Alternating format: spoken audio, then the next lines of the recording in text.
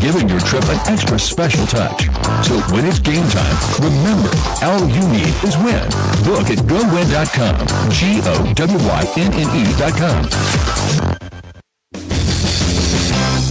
With MyFitFoods, meal planning isn't hard. We've got options on options for ready-to-eat meals. It's no secret why MyFitFoods is the best choice for meal prep. We have the best products, price point, and people dedicated to serving you. Stop by our store, only a mile down the road from Rice University, and fuel your body the Rice way today. MyFitFoods. Give a fit.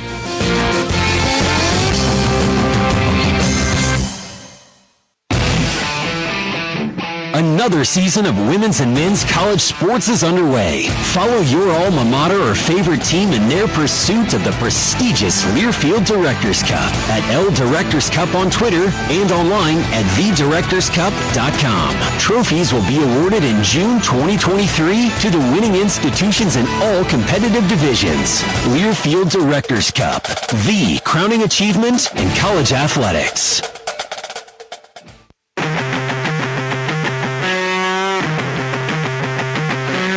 Welcome back on the Houston Methodist pregame. We are still a ways from kick of this one. Joining me now here in the palatial surroundings at Apogee Stadium is the one and the only Nate Griffin.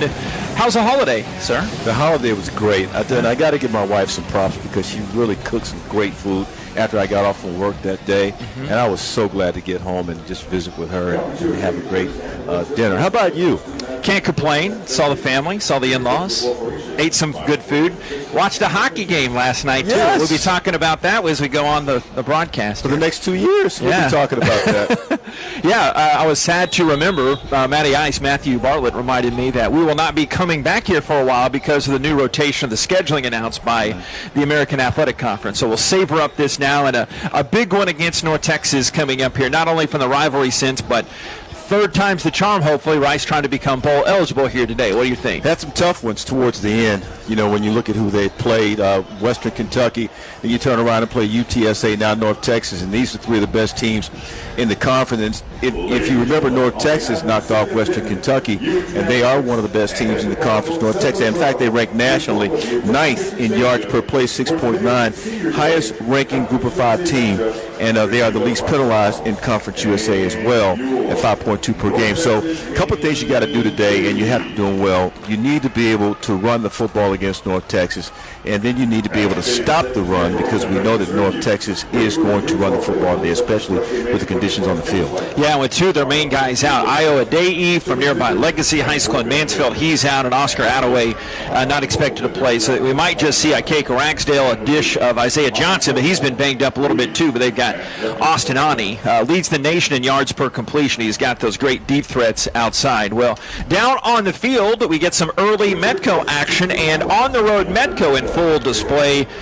Jason, how are we doing? How are the facilities from your view and the conditions right now? How do things look? Facility is beautiful. It always has been here at the place they call Lady Apogee here in Denton, America. And the weather, guys, is so much better than it was this time last week. The rains have stopped, as you mentioned. It's around 50 degrees. We look to have a 3 to 4 hour window to get the game in as far as avoiding the rain. The winds are relatively light as well. And the one key number today, guys, 31. Be wary of that number. If Rice scores 31 on this North Texas Mean Green, they got a good shot to win it. Why? Because North Texas has lost every game this season where they have given up 31 or more points. Conversely, they've won every game when they have not surrendered that many, JP. Well, and I'll add a tidbit to your tidbit. Rice is undefeated. They're 4-0 when they score over 30 points. So, yes, I like that line of thinking. Talk to the Hawaii guy this week. What did he have to say? Well, first things that we talked about was food, because we were coming up on Thanksgiving. But he also talked about being able to go out and play well against North Texas in preparation, especially after what happened last week. Dean Connors. At least the regular season, I think, is really important for our seniors. I know as a young guy, I'm playing for them. They deserve it more than anything, and I think, we're really trying to honor them, and they're playing for their, last game, and hopefully to get a bowl game, and we're playing for them. Can you be honest in saying that last Saturday against UTSA was not reflective of the team?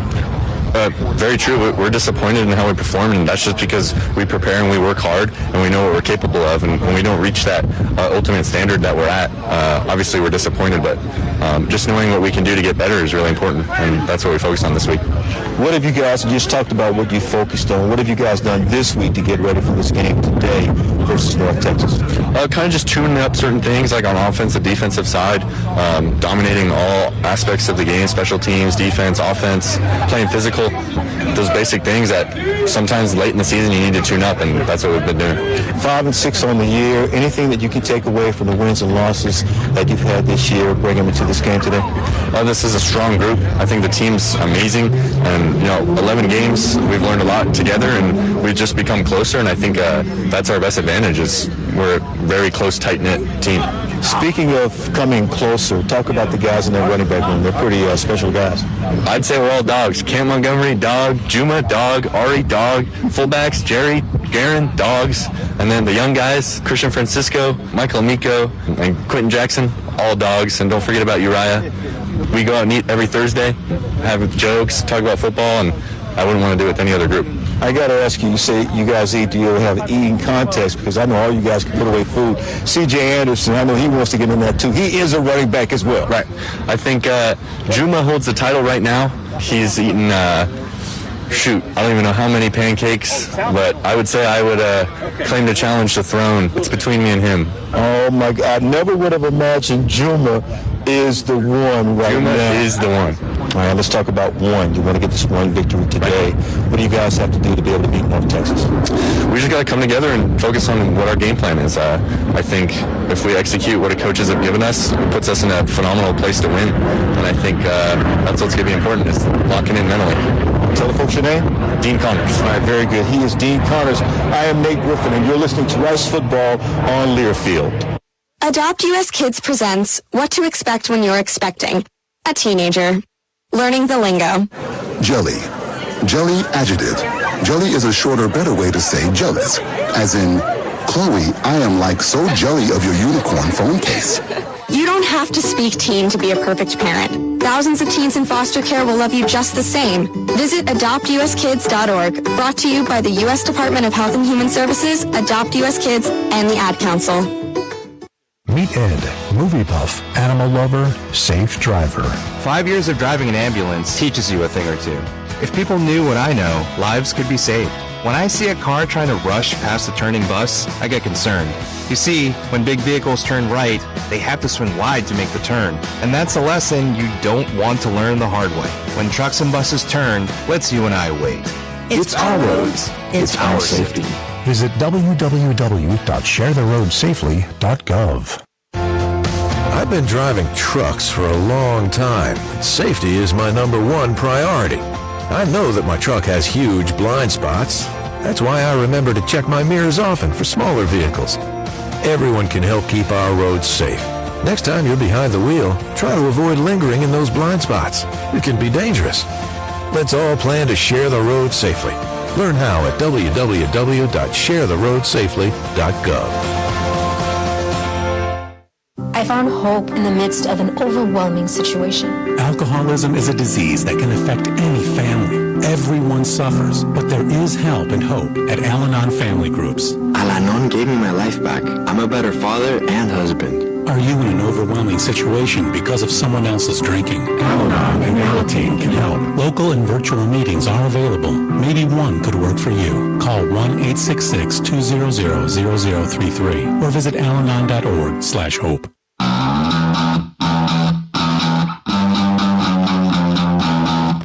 Check some scores here, brought to you by Doubletree by Hilton Medical Center scores. The scoreboard segment here brought to you by Doubletree by Hilton Medical Center. They have just had a massive alley set up where all the seniors are recognized by the North Texas team, and cute as a button, the little child of Austin Ani was held as they walked up to about the 40-yard line to Seth Luttrell. But they'll have that picture for the rest of both of their lives, huh? That's the human side of football. You know, we see these guys, you know, as being big, courageous guys on the field. All of a sudden, he walks out with his baby in his arms. You know, and that's the human side of football. Let's glance at some scores. This is the second game going across the league. They're already at the half down in Boca. Western Kentucky and FAU tied at 7. The Hilltoppers fans will be shedding their red at the end of this game and be getting any blue and gray in their closet and cheering the Owls on because they need a win against FAU and a Rice win here today. Then Western Kentucky can slip in, and they'll be playing down South I-35 in the Conference USA title game next week. But North Texas just needs a win today here against our Rice Owls, and then North Texas will be playing for a second straight year for a conference title. But looking at the rest of the action, UAB trying to become bowl eligible at Louisiana Tech. That's a 2:30 kick. Also a 2:30 kick inside the University of Texas system. UTSA hosting UTEP. UTEP trying to become bowl eligible as well. Middle Tennessee is at FIU later on this afternoon. American Athletic Conference game just down south from us here down in Big D at Gerald J. Ford Stadium. SMU is hosting Memphis. And American Conference action, Temple leads East Carolina in the second quarter. Tulsa is at Houston, and yesterday, how about the Tulane Green Wave punching their ticket to go to the American Athletic Conference title game? They beat the Cincinnati Bearcats in a top 25 action. That was at Nippert Stadium. And in Big 12 action, well, I'm not going to get to any of those. Okay, we do have Oklahoma at Texas Tech and unranked because Nate Griffin has some of the ranked action today. Top 25, JP, couple things to look for, and I'm going to point them out right now. Michigan is down 20-17. Ohio State has regained the lead in that game, 20-17. That's with a field goal, actually a touchdown. A touchdown. Now it's an extra point they're waiting for. So it's 2017 second quarter. Ohio State over Michigan right now. And LSU is at Texas A&M today, right? So they're ranked number 5. So a lot depends on what happens with Michigan and Ohio State as LSU is watching. If they can go to College Station and win at A&M, that's going to be huge for them. And then Auburn at Alabama. Of course, Alabama watching it all, sitting there at number 7. I doubt they have a shot depending on what happens, but they're looking and they're seeing what's happening.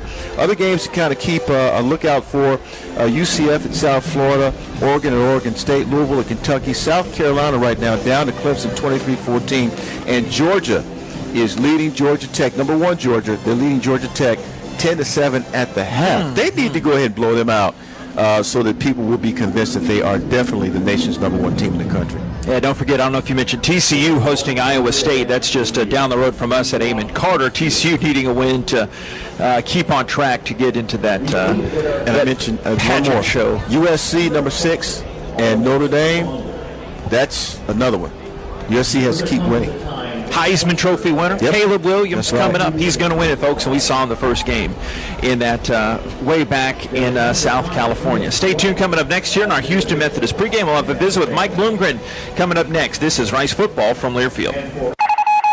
We interrupt your top 40 hits to issue this alert from the Karbach Brewing Company. In our efforts to brew our distinct and popular Hopadillo IPA, we have unwittingly created a monster. A monster with an insatiable thirst. A monster that will not stop until it gets what it wants. An ice-cold Hopadillo IPA. Just like the one I'm holding in my hand. Bold, flavorful, dry-hopped, irresistible. Sweet Mary! Hopadillo. Find it before it finds you. Bravely brewed in Texas by the Karbach Brewing Company. Got my nachos, got my big TV, and my favorite chair. It's game time. But you know, the only thing that would make it a little better is if I could listen to my local broadcasters while watching the game. Oh, hello. You must have wished for your game to be synced with TV and radio. I sure did. Do you have a DVR? You bet. Do you have a streaming device? Yeah. Blammo! Your game is now synced. It's that easy. Oh, boy. To see if you can get synced, head to syncmygame.com from Learfield. Syncmygame.com? Syncmygame.com. Kickoff is moments away, which means it's time for a visit with Rice head football coach Mike Bloomgren. Brought to you by Yingling Flight. Raise the bar with the next generation of light beer. Now alongside the coach, here's JP Heath. A wet and soggy Apogee Stadium turf here as we chat with Dunleavy family head football coach for Rice Owls, Mike Bloomgren. This chat is always brought to you by Yingling Flight. Coach, this is the season of thanks with Thanksgiving. What the team do and kind of a different type of week here to end the regular season? Yeah, it puts a little stress on the coaching staff, but Wednesday I had them do everything they normally do on Thursday morning. So we get in there and have our little Egg McMuffins, and we start at 7:30 on Thanksgiving Day with the special teams meeting and do all of our normal Thursday meetings. We just do them very early. And then at 11:45, we get a chance to get together, and a lot of the parents come down. We provide the turkey and the ham, and a lot of the parents provide some desserts and some sides. And so that's always fun, and just the fellowship, the chance to hang out together with our other teammates and with our extended family, if you will, with their families. It's so freaking fun. And then we got on the bus yesterday and came down here, and we're ready for a pretty big matchup. Yeah, chance to be bowl eligible with the win. Something that resonated, you talked during the week about earning it. Not just the keys, but just you're in that position again to try to earn it, and that's a step forward for this program. Oh, it's an absolute step forward. I'm really proud of what these guys have done, and we just watched a highlight film at the hotel of all the great plays of the season. It's so much fun, but I'm so glad we get a chance to write the next scene today with these guys. A.J. Padgett, his first career start behind center. What do you need to see from the young guy, and how is it different from him being thrust into duty last week? Well, it's very different, right? Like, he had 3 reps with the ones last week, and now he's had the bulk of the reps with the ones this week, and so that means everything. Now, all we need him to do, he kind of proved last year he could go in there and have some ice water in his veins. We need him to do that again. This game is not too big for A.J. A.J. is ready for this opportunity, and, gosh, I can't wait to see him and some of our other young guys, young players that will play on offense today. Some true freshmen will get in the mix, and it should be really fun to watch them perform. They're guys that have kind of proven it in those Friday scrimmages, and they had a great week of prep, so I'm really excited. Another wet, soupy, cloudy one. Maybe not as cold as it was last week. That affect anything? I know both teams are playing in it, but it affect anything with game plan or whatnot? Not really, to be honest with you. If it starts becoming a quagmire, but it certainly looks, as you look at the radar, like it's going to be a really nice day. And if we just have this kind of mist, it even makes the ball a little bit more tacky, and we'll be good to go. I don't see this rain, the forecast anyway, being any kind of an issue today. I'm excited that we're going to get some good weather to play this game. A.J. was pretty candid during the week. He said he expected a lot of different looks from Phil Bennett's defense. What do you, not just against him, but just you talked about during the week also the differences that he's done over the years, many stops. What do you expect from Phil Bennett's defense? The thing that he's landed on seemingly here is he's not going to give up big plays. He's going to play their field under. He's going to play cover 4, and they'll blitz occasionally just to make sure you can't get a beat on exactly what they're doing, but he's going to keep everything in front of him. He's going to make you earn it the old-fashioned way of 4 yards, 5 yards, 6 yards, but he's not going to let many big plays occur. Austin Ani, old man with the kid, maybe the mortgage. Their big threat is it going deep, but they also run the ball really well. Yeah, the way that they run the ball, when those two backs are healthy, 27 and 39 is as good as anybody we've seen, right? Like, the comparison I made is the McBride kid at UAB, and I think that's real. I think these are two talented backs, and whether they play or not, they're going to run the ball. That's something they're going to do. They're going to run the ball. They're going to jump to the line with great tempo, and they're going to try to catch you before you can reset your OTA loop and get your cleats set ready for the fight. And we've got to be ready for the fight, and we will be. I just believe in this team today. I'm so excited for this opportunity. I can't wait for this thing to kick off. Yeah, finally, keys to this one. Not only a good start, as you kind of alluded to, what do you have to do for this one? Yeah, I think we've got to play turnover-free football. That's going to give us our best chance to win this game. And that's something you say every week, but it's such a factor in the wins and losses of college football. And it's time we do it. It's time we put this thing together in all 3 phases for 60 minutes. And if we can do that today, it's going to be an outstanding day for the Owls. But when you talk about it in all 3 phases offensively, we've just got to make sure we do a great job communicating and protecting the quarterback and the football. Defensively, we've got to stop the run. We've got to be ready to go when they're ready, whatever that looks like with the tempo. And we've got to have great eye discipline on the back end, ready for those shots that we know will come. Special teams-wise, our kickers and punters have to have an amazing day. And then our coverage units do too, because they are explosive with the return game. Hey, Coach, thanks a lot. Get that W. Thanks, man. Don't leave your family with football coach for Rice Owls, Mike Bloomgren. Rice and North Texas coming up. It's Rice football from Learfield. Rice fans, need a place to stay while watching your Owls play ball? Located just steps from campus is the Hilton Houston Medical Center. Visit us today at houstonplaza.hilton.com or call 713-313-4000 to get that special Rice discount. Again, that's houstonplaza.hilton.com or call 713-313-4000 to get that special Rice discount now. Your one stop for all college sports is the Varsity app and the brand new Varsity Network website. thevarsitynetwork.com. Keep up with your favorite teams and the rest of college sports, no matter where you are, with thevarsitynetwork.com. Live and on-demand broadcasts, your favorite college-centric podcasts, with stories and video around college sports and your favorite teams. Be sure to download the Varsity app and check out the brand new Varsity Network website, thevarsitynetwork.com.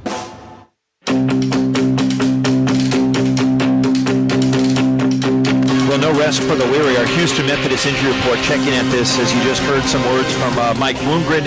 A.J. Padgett starting, so that means T.J. McMahon will not be at quarterback for the Rice Owls. And Luke McCaffrey also did not make the trip. That means Braylon Walker is going to get some reps at wideout. Saw him shine in camp. And also Javani Johnson, a familiar name. He'll be in the wide receiving mix as well. We're getting word on North Texas front that Deshaun Gaddy might not be playing in this one.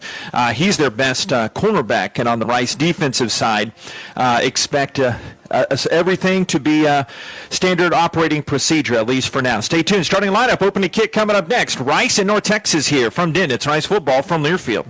What do you do when you need safe, reliable team transportation? You go WIN. WIN Transportation is one of the largest group transportation providers in Texas, a leader in charters, shuttles, and special events of all sizes. 5 people or 5,000. WIN offers customizable team transportation with a wide range of motor coaches, minibuses, and vans. So, for safe, reliable team transportation, do like the Owls and go WIN. Book GoWin.com. GOWYNNE.com.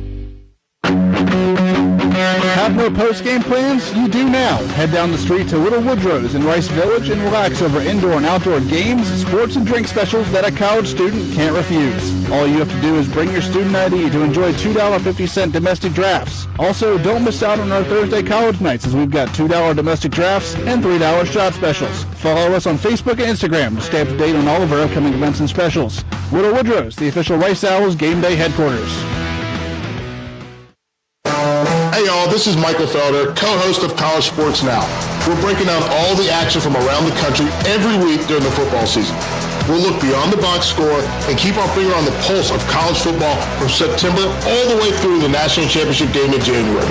Listen all season long on Apple Podcasts, Spotify, or wherever you love to get your favorite podcast. And be sure to follow along on Twitter at CSNowTweets.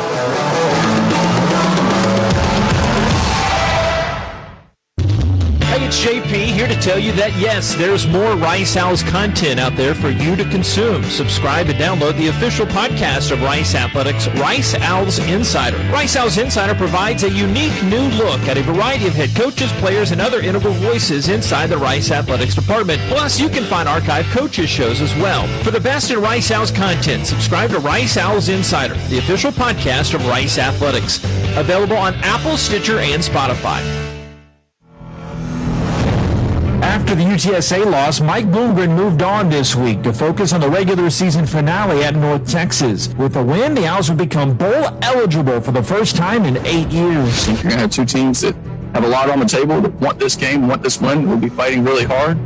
And I think the people who make the least mistakes and who play the hardest and longest, some of those old cliche things, will show themselves to be very true as we find the winner of this game on Saturday. Since I've been here, we've always played them, always been a good game, always been a battle game up in the trenches especially, and in the past game. So, yeah, you can't see other rival, but it really just like any week, we suit up to win every week. We suit up to compete every week, no matter who, no matter what jersey they have on, that we're going to come to play no matter who it is. This is a big one today. How do I know? Well, the usually soft-spoken Jack Brownlee didn't hide how much a win today would mean to him and his team. That's our focus this week is North Texas getting that win, being bowl eligible. It'd be an amazing win, to say the least. Come on, admit it. You need a break from all that shopping. Sit back, relax, sync this up, and listen to Nate, Jason, and me to call a winner. The Owls look to go bowling for the first time since 2014, and that's all next. On the Rice Sports Network from Learfield, welcome to live play-by-play coverage of Owls football. At the pass is Constantine looking deep down the left side. In stride Patterson catches 25, cuts at the 10, just like that. Touchdown, Rice Owls. Owls football is brought to you by the International Brotherhood of Electrical Workers, Local 716, lighting up Rice University and Houston for over 100 years. Carbach Brewing Company. Carbach, it's crafted for fun. And by The Parking Spot. The Parking Spot. We have airport parking. McCaffrey back at quarterback. Snap. Fake. Roll out to the short side. Right. Walk the ball. Into the end zone. Touchdown. Rice Owls. Green takes the snap. Fakes to Myers. Nothing there. Right. Goes over the middle. Caught. It's caught. Touchdown. Rice Owls. Now, let's head inside the stadium alongside Nate Griffin. Here's the voice of the Owls, J.P. Heath. From Apogee Stadium here in Denton, plenty on the line today as the Rice Owls play their regular season finale at North Texas. Hello, a late happy Thanksgiving to you and yours. And if you're listening, it means you survived Black Friday. With Nate Griffin and Jason Metco, I am J.P. Heath, Gail Guy on the spot, Bob Schlinger helping us out on the stat board, Walter Engineering, Ashley back at the studio. We cannot do it without their help. Owls hope that the third time is indeed the charm. They try to become bowl eligible for the first time in 8 years. There are many ways to consume this fine broadcast today. The Varsity Network app, riceowls.com, the Owls Game Day app. We're also on YouTube, Facebook, in the booth streams. You can go to syncmygame.com to match us up with the video. Currently right now 52 degrees. The Rice Owls really needing a win against a rival that in the series history, North Texas leads 7-5. And Owls have only won once here at Apogee Stadium. That was 2015 when our guy Dreyfus Jackson had a career day. But Nate Griffin, over the years we've been doing this, how often do we say you got to run the football? This is that type of afternoon. That's one big Adidas key. What say you on a couple others as the Owls looking to become bowl eligible for the first time in a while as some huge green fireworks come shooting off with big plumes of fire and smoke from that south end zone? Yeah, one of them, Coach Wilmer said you can't turn the ball over against this team. This team that does not turn the ball over very often, so you can't turn the ball over and don't give them any extra possessions. And the other thing is A.J. Padgett. He's got to come out, feel comfortable about his game. We spoke with him earlier during the course of the week. I love the interview with him. And the one thing that he said is, hey, I just want to go out and play football. You know, and I think if he comes out and plays football and does what he needs to do and does not run away from the contact, the Rice Owls will have an opportunity today. Yeah, he does not lack for confidence, and that's what you want from a true freshman. And as Coach underscored, so much different having a full game week of prep instead of being shoved in there after having scout team duties last week when the first two quarterbacks go down. We have the captain's meeting at midfield. We'll get to that result in a second. We have a third member of our on-air crew. He made his way back from the homecoming parade. Welcome back to the home country, Jason Metco. How are things down on the sideline right now? Very festive. Just had to go through the Mean Green Brigade, and that was a bit of a struggle to fight through that so I could hear you guys clearly. But yes. Signing autographs? Well, no, not yet. That might come post-game, Nate. You know that. The mood right here, guys, I think it's pretty simple, and I heard it from Mike Bloomgren before the guys took the field here. It's just do what you do. Complimentary football, all three phases. This team is good enough to beat these boys from Denton today, and I expect a spirited contest. Thank you very much. We're deciphering the signs. Ed Ardito in a hurry to go through those signs down on the midfield. We receive at the south end. So North Texas wins the toss. Rice won the toss. They deferred, so North Texas will receive from our left to our right. Yeah, this is a big one as we go through Austin Awney and the North Texas offense. The Owls trying to become bowl eligible for the first time since 2014. This is a team 9th nationally in yards per play at about 7, and a lot of it because of Awney, junior from nearby Argyle. What a twisting and winding road he has come here. He just got recognized at Senior Day, believed to be his last regular season game, even though he's got another year of eligibility, 29 years young. Leads the nation in yards per completion. The Owls hope to prevent him from crossing that 3,000-yard passing mark on the season. Former 3-star football prospect, and also had a big, long stint of minor league baseball. Ragsdale or Johnson getting a start at running back. They've got Macklin and Burns and Shorter, the wide receiver, but you'll hear a lot more names than that. 12 different wide receivers have caught touchdown passes this year for the Mean Green. The co-OCs, Mike Blesh and Tommy Maynard. Coach Blesh nominated for the Broyles Award, the top assistant coach of the season. Manace Mose, the center from nearby Trinity, the Trojans, extends his program record 60th straight start. Gabe Blair, the left guard from nearby Geyer High School, and Fubechi Wiwu is the right guard from Coppell. Jet Duncan from the Woodlands is the right tackle, and Casey Morica is the left tackle. Roberts is a pretty good tight end as well. We'll get to the Owls defense in a second, but Tim Horn is approaching from that far hash, and Nate Griffin, this is our last guaranteed broadcast together, and this one has sailed deep over the head of the North Texas Mean Green return man. They've got Horton and Burns that are pretty good, and it is North Texas football. Here's that starting lineup for Brian Smith, the defensive coordinator. You heard, I don't know if you heard that part. You mentioned sitting in with Mr. Padgett, but talking to Coach Smith during the week, this Owls 4-2-5 defense, they're planning on him to do a lot of different things. He can do some things with his legs, but they like to go deep. Inachuku and Piercy, the ends. Carroll and Floyd up the middle. Carroll starred at nearby Duncanville. Conti, New Jersey kid, middle linebacker, Owls leading tackler. Morrison, Chamberlain as well. Rest of the secondary is a second as they put Burns in motion. The snap, rolling to his right side, dumped down the flank, caught 25, 30, 35 near the sideline. And at the 40, Ragsdale's feet hit out from under him, and he flies out of bounds for a 16-yard gain on first down. They credit for 15 out to the 40, and they go tempo. Dunbar and McCord, the starting corners for the Owls. You got Taylor as one safety, and I'm looking for George Nyaqual, but I do not see him out there. Here's the shotgun snap. They skip a short hop left side, trying to get it to Burns, the Lamar Texan alum there from the Bayou City. That's incomplete. So second down and 10 from the 40-yard line. Left or right, Mean Green in their black and green jerseys. Now, we know they're going to run a lot today, the Mean Green, but those short passes that they throw out to the flat, those serve as runs as well. Rice Owls, they need to adjust. A lot of those air raid tendencies with Coach Luttrell's coaching history. The snap, roll to the right side, throws back across the grain, incomplete at the 49-yard line of Owls territory. McCord breaking it up there. Looked like Damon Ward, the Beaumont Westbrook Bruin alum there, near there. And that's a third down and 10. Scoreless just getting underway here in this opening half minute. Got Isaiah Floyd down there underneath for the Owls.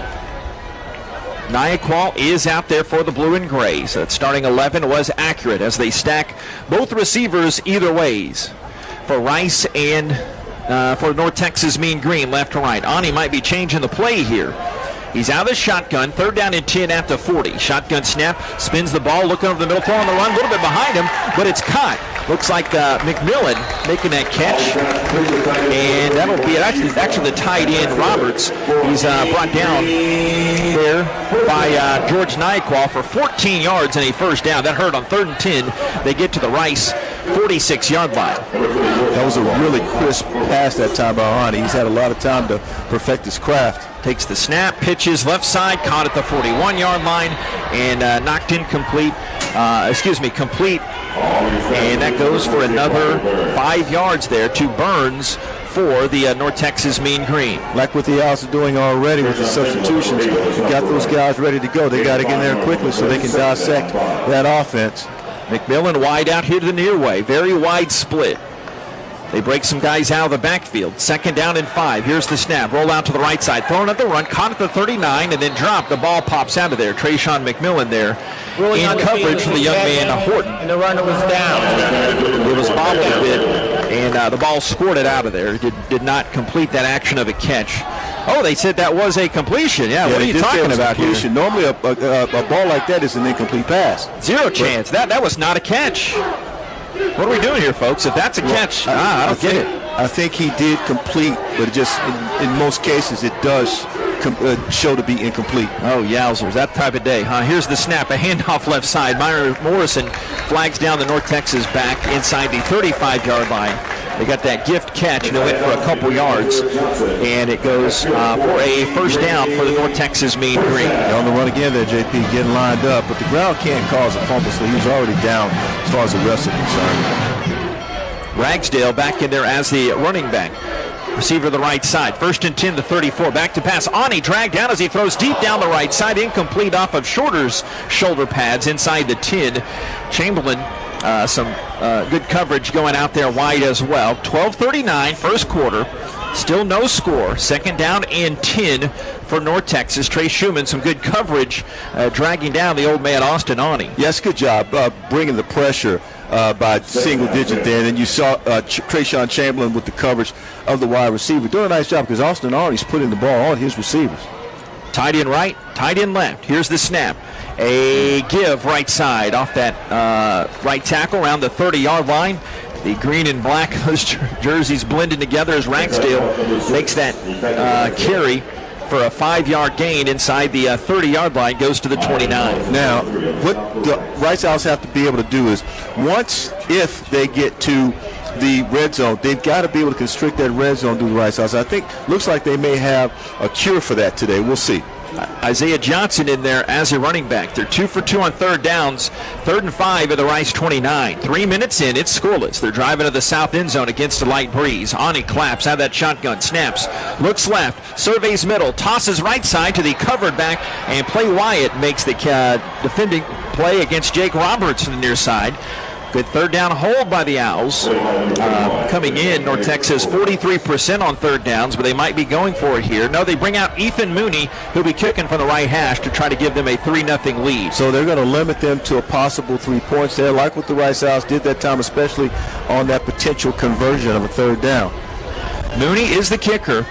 1 point to become the all-time leading scorer at North Texas, in between a 46-47-yard attempt. This field goal is blocked. The Owls run in there and get their hand on it. Good job by the Owls. Peyton Stevenson hooting and hollering the most coming out of there as the Owls got a hand on it. Mooney was 15 of 17 on his field goals coming in, and that one got blocked. The second time this year he has gotten one blocked, so a good start for the Owls. They'll take over right after this. Behind the line of scrimmage. The field goal was no good, so it comes back to the previous spot. 1st down for Rice. Mr. Ardito referencing a North Texas players. The ball skittered into the end zone. That North Texas player hopped on it. Of course, no Owls player went to try to get that, so reverts back to the line of scrimmage. Okay, good start for the Owls. Owls starting lineup, and we come back next. 11:43 of the first quarter. This is Rice football from Learfield. Whether running a marathon or walking your dog, every movement matters. But when you're in pain, simple activities can feel unbearable. At Houston Methodist Orthopedics and Sports Medicine, our specialists can help you heal faster using the latest technology, minimally invasive procedures, and advanced physical therapy. As the top-ranked hospital in Texas, we have the expertise to keep you moving and help you get back to doing the things you love. Houston Methodist, leading medicine. With MyFit Foods, meal planning isn't hard. We've got options on options for ready-to-eat meals. It's no secret why MyFit Foods is the best choice for meal prep. We have the best products, price point, and people dedicated to serving you. Stop by our store, only a mile down the road from Rice University, and fuel your body the Rice way today. MyFit Foods. Give a fit.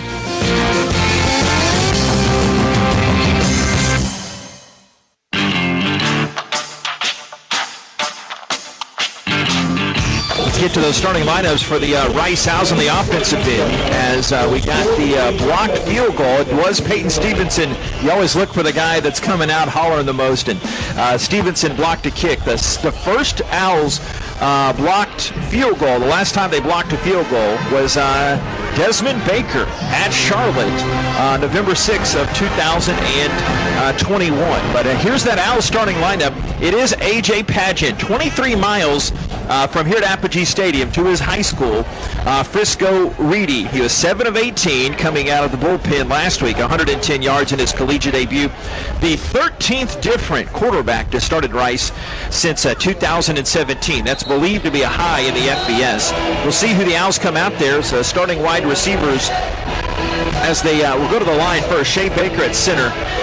54th straight game played today. Over 3,000 snaps after that game last week against UTSA. John Hughes at left guard. John Long at right guard. Ethan Oniano at right tackle. Clay Servin is out there at left tackle. That extends his team-high streak to 35 straight starts. You got Rosner starting with Esdale out wide.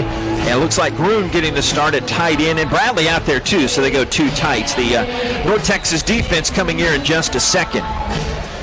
As they start on the left hash, A.J. Padgett, 6'3", all of 225, a true freshman, takes the snap, shows to Montgomery, by the way, play fake, stumbling left side, and Mr. Padgett rumbles his way up for 11 yards around that left end, and Larry Nixon brought him down. It's one thing he told us. He does not mind running the football. He doesn't mind running the football. That's a good thing to see. That's the way you get it warmed up, especially a young quarterback coming into the game, getting his first start. That's what you really want to see.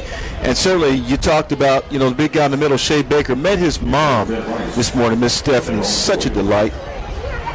Yeah, Shea, a great guy. Veteran on the Owls offensive line. Right to left Owls. Padgett puts his hands out there. We're in the high White Sox. Play action, rolls it out to the right side. Throws down the right sideline for Rosner. Attempted one-handed grab, incomplete at the 33-yard line. Good try by Rosner out there near the Owls sideline. But Logan Wilson, the safety from Bishop Dunn nearby in Dallas. They're on the defense, but he had a step on him. 2nd and 10 to 40. That defense for Bill Bennett, Marshall, Texas native. He's coordinated a lot of folks. Baylor, K-State, TCU, A&M, LSU, Arizona State. We don't have time for the others, but remember, his son Sam was a GA at Rice a while back. Now the tight ends coach at Hawaii. But they got Johnson and Richards, Brown and Jackson on that line. K.D. Davis, their leading tackle in the middle linebacker. Shotgun snap, Padgett throws a screen right side to Esdale, caught the 39, and he cannot break free of the grasp of the first defender at the 40, and Esdale goes up to the 43-yard line. Ridge, Texada, and K.D. Davis combining on that stop. Speaking of Davis, the number 1 tackler in Conference USA at 18 at Rice last season. Nixon and Whitlock, the other backers. Texada and Jackson are the corners, and Faulkner and Wilson are the safeties. 3rd down coming up for Rice. They need 7 in this scoreless game. Padgett already picking up his keys. He saw the end coming off of the set edge there, and he was able to elude him. Uriah West, the running back, back to pass Padgett, looking left, throwing left, caught at the 50-yard line, turning upfield. It is Braylon Walker, his first career catch for a first down, going down the numbers of the hashes, meets Sean Thomas. Faulkner, not only his first career catch, by my count, his first career snap, as we were talking before this one got underway. Saw him in camp, he can go. Well, you have to understand the reason that Giovanni and Braylon are getting the start today and getting some playing time are because they work out with A.J. Padgett in practice. So you want to have your practice guys out there. They run that scout team. You want to have those guys out there and make him feel a whole lot more comfortable. 17 yards on the first ball thrown his direction. Owls looking good so far offensively. The snap, give to Montgomery, left side, the 40. Stops those cleats and trying to turn it up in between the numbers. And Tom Trebe, the backup defensive end, going in there to stop Montgomery. About 2 yards downfield to the 38. 2nd down now here at the 9:30 mark. First down, check that 2nd down and 8 for Rice. This offense looks so smooth today, JP. I mean, there's lots of things they can do. We're already seeing it. If you're able to control that football that was thrown to Rosner, that's a big gain right there. A.J. Padgett settles in. Could be a really, really nice game for him today. Owls have Giovanni Johnson out there at wide receiver now. 5-4 wide set and the 1 back. Montgomery takes the handoff, sprinting right tackle, goes by the 35-yard line, inside near the 30. He will be just shy of the first down as Tom Trebe got his knee down, brought Montgomery's knee down to the 31. He is just shy, picking up those chains. 3rd down and less than a yard. He got 7 yards on that run, Montgomery. I was coming in with a whole different group of personnel, and obviously it's the big people personnel group that's coming in right now. They're bringing in the big guys to get this first down. Owls go jumbo package, to say the least. They've got the 3 backs right behind Padgett. He turns. One of those is West. You got Barnett and Harrigan out there as the fullbacks. Here's the snap and a handoff. The ball scored out. I think it did. North Texas saying they have the football at around the 30-yard line. Padgett pointed. That's what gave me the first indication that that ball might have broken loose. Just who recovered it, that's the case. And now the referee, Tom Trevino says, Ed Ardito, says it is North Texas football. So now a flag comes in.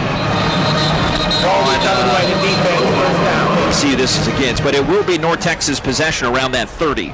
Yeah, I do believe that this flag might be going against North Texas. Could be a personal foul, but the thing that you have to really be careful about. After the play, unsportsmanlike conduct, number 10 on the defense.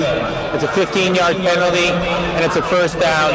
It's number 10's first unsportsmanlike conduct. That's Roderick Brown at nose guard. Yeah, they play with a little bit of passion and a little temper out there. Temper is starting to flare early. But the thing you have to be careful about, and we talked about this in the pregame show, one of the keys to the game, don't turn the ball over.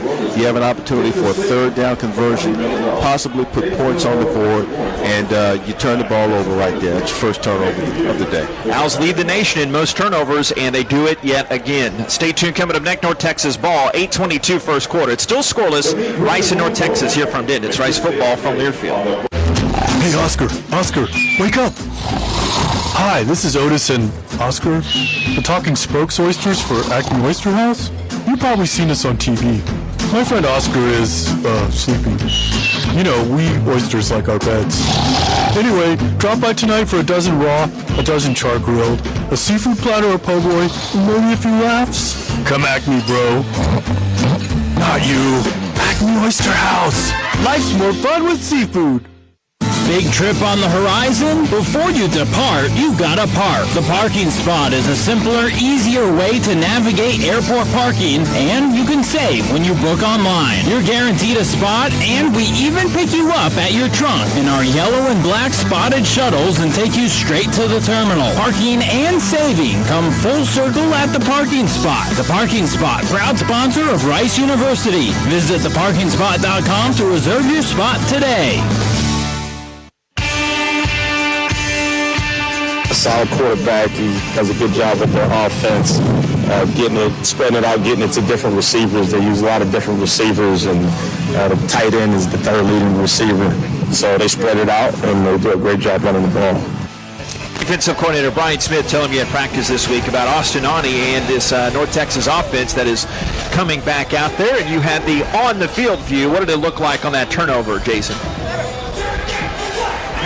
But for whatever reason, Uriah just couldn't finish in the end. He did make it halfway to where he needed to pick up the first down, but that Mean Green D was pushing back the boys in white, and the ball just came out. Got to clean that up. Can't have it, Nate. Too many. You can't. You really can't. I mean, those things are drive stoppers, momentum killers. You got to be able to hold on to the football, and we've seen where they've made changes. With guys who couldn't hold on to the football today, so in previous games. So we'll see if that happens. Now Uriah has to make it up. Enoch Jackson from Mansfield, an Arkansas transfer, recovered that fumble for the North Texas Mean Green. Awney in the second series for North Texas. North Texas had a field goal blocked in that first series, blocked by the Owls' Peyton Stevenson. Back to the right, Awney collapse, looks this direction. And we'll be changing the play here as the Owls have 6 in the box right now, 2 safeties deep. Motion man goes in front of Awney. The snap, a fake. They throw over the middle to Shorter. He caught it in between 3 Owls and rolled forward after picking up the chains. Had to get to the 25. Morrison among 3 Owls right there for a 12-yard gain at the middle of the field. Awney not only loves going deep, he can pull it accurately on the run like that. He really can, and then that's one of the things he does well. Receiver in the middle of the field there and found that soft spot in the defense. Yeah, that was Roderick Burns checked that, not Shorter. Here's the snap. They give off the left tackle, and Ikeka Ragsdale, sophomore from Las Vegas, will spin his way around that left end. Got 2, maybe 3 yards up to the 30 before meeting Chris Conti. And second down coming up now for the North Texas Mean Green. They'll need 7.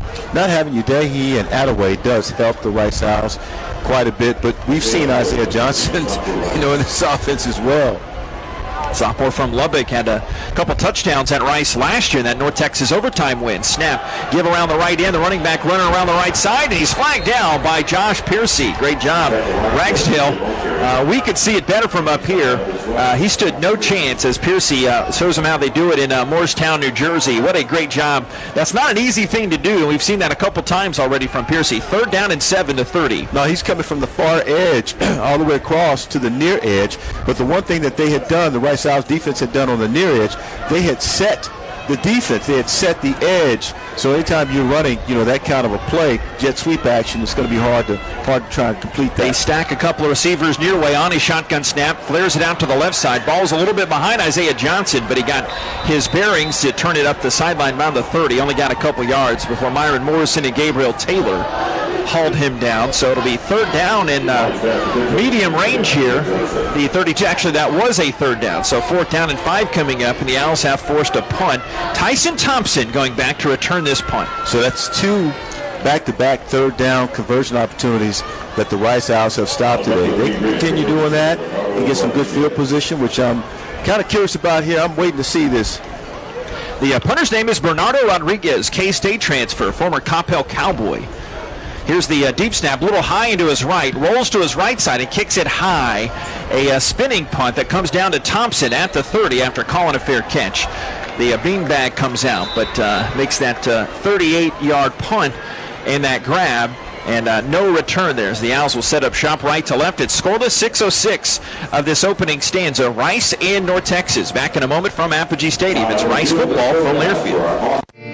Flight by Yingling, the next generation of light beer. For those who don't follow trends, but craft them. Flight by Yingling is uncompromised refreshment from America's oldest brewery. With only 2.6 grams of carbs and 95 calories, this is premium refreshment. 6 generations in the making. Don't just raise a glass, raise the bar. Flight by Yingling, the official beer partner of Rice Athletics, and now available for purchase everywhere in Texas. The Yingling Company, Fort Worth, Texas. Please enjoy responsibly. College sports fans now have access to hundreds of weekly podcasts that zero in on the college sports world. Now available in the Varsity Podcast Network and part of the new Varsity app. The app is free and available from wherever you get your favorite apps. Download the Varsity app today to have access to hundreds of national podcasts as well as your favorite team-focused podcasts. The Varsity Podcast Network now available for free on the Varsity app. Download from the App Store and listen today.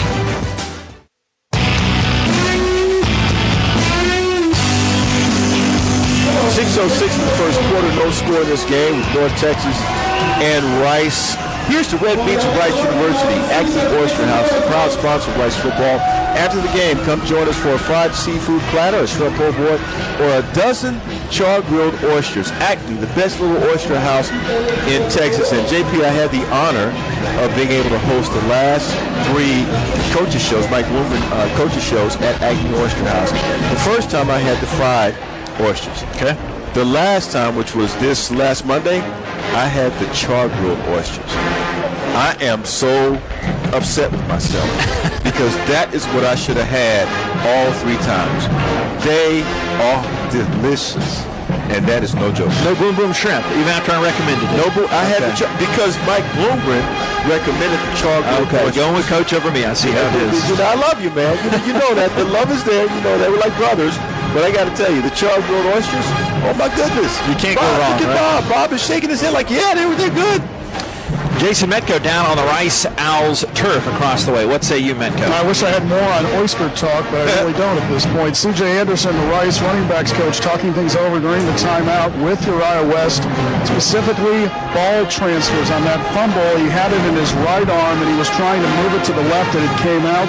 Coach Anderson stressing the importance of making that switch maybe a little bit earlier, guys. Well, first of all, the transfer take, when the quarterback is handing off the ball, left elbow up, you make a pocket for him, and then you make sure that you possess the ball in your right hand. So I don't quite understand why he's going left-handed on that transfer, especially when it's a short yardage situation. Makes sense? I mean, I don't understand that at all. Yeah, that was around that 30-yard line to the Owls' previous drive. They were moving it and came to a screeching halt. North Texas has outgained Rice so far, 62-40. As A.J. Padgett said, hey, I'm a freshman. He expects a lot of different looks from Phil Bennett, veteran defensive coordinator. He's in the pistol set. 3 receivers right side. Inside guy is Giovanni Johnson. Snap. Fake handoff. Rolling to the right side. Padgett throws on the run. Caught at the 43. Turning up the middle, Esdale. First down and then some. The 50. Does a belly flop. And he might have lost the football for a second. The Owls either way have it at the 49. 21 yards on that gain for Isaiah Esdale. And Esdale that time caught the pass. And right now, what they've got him doing, being A.J. Padgett, they have him rolling out a lot. And that's a good thing to avoid a lot of the contact that he would have to endure if he was taking 1, 3, 5, 7-step dropbacks. Faulkner and Whitlock helping out on that last tackle. First down inside North Texas territory, the 49, the 5.5 minute mark. It's scoreless. Right hash the snap. Paget rolling to his right, the short side. The right Rice sideline sprints out of bounds near the 50. Got chased over there by Mason Richards from nearby Burleson. Leads them and tackles for a loss and sacks on the air. Only got a yard. So second down coming up for the Scholars here at the North Texas 48. I'm liking that. I mean, I understand now why he's been compared to you-know-who. You hadn't talked about that. I'll let you mention that because he did tell you. Drew Motiviano out there. Yeah, Nate referencing, because I looked up an old interview from A.J. Paget that he got compared to Aaron Rodgers with his playing style. And he wears that number 12. The snap, hand to Ottaviano. He cannot get the car out of the garage in the backfield. He gets hit first by Richards, and then the cavalry came as it was a loss of 5 yards for the blue and gray. Third down, the Owls way behind the chains, back at their own 47. They'll need 14. Delay handoff. And so anytime you're running a delay handoff, especially if the defense is calling blitz action, you don't have a whole lot of lanes or alleys in which to run and not a lot of time. So that play took a little too long to develop. West is the back. Johnson inside of 3 receivers to the right side for the blue and gray.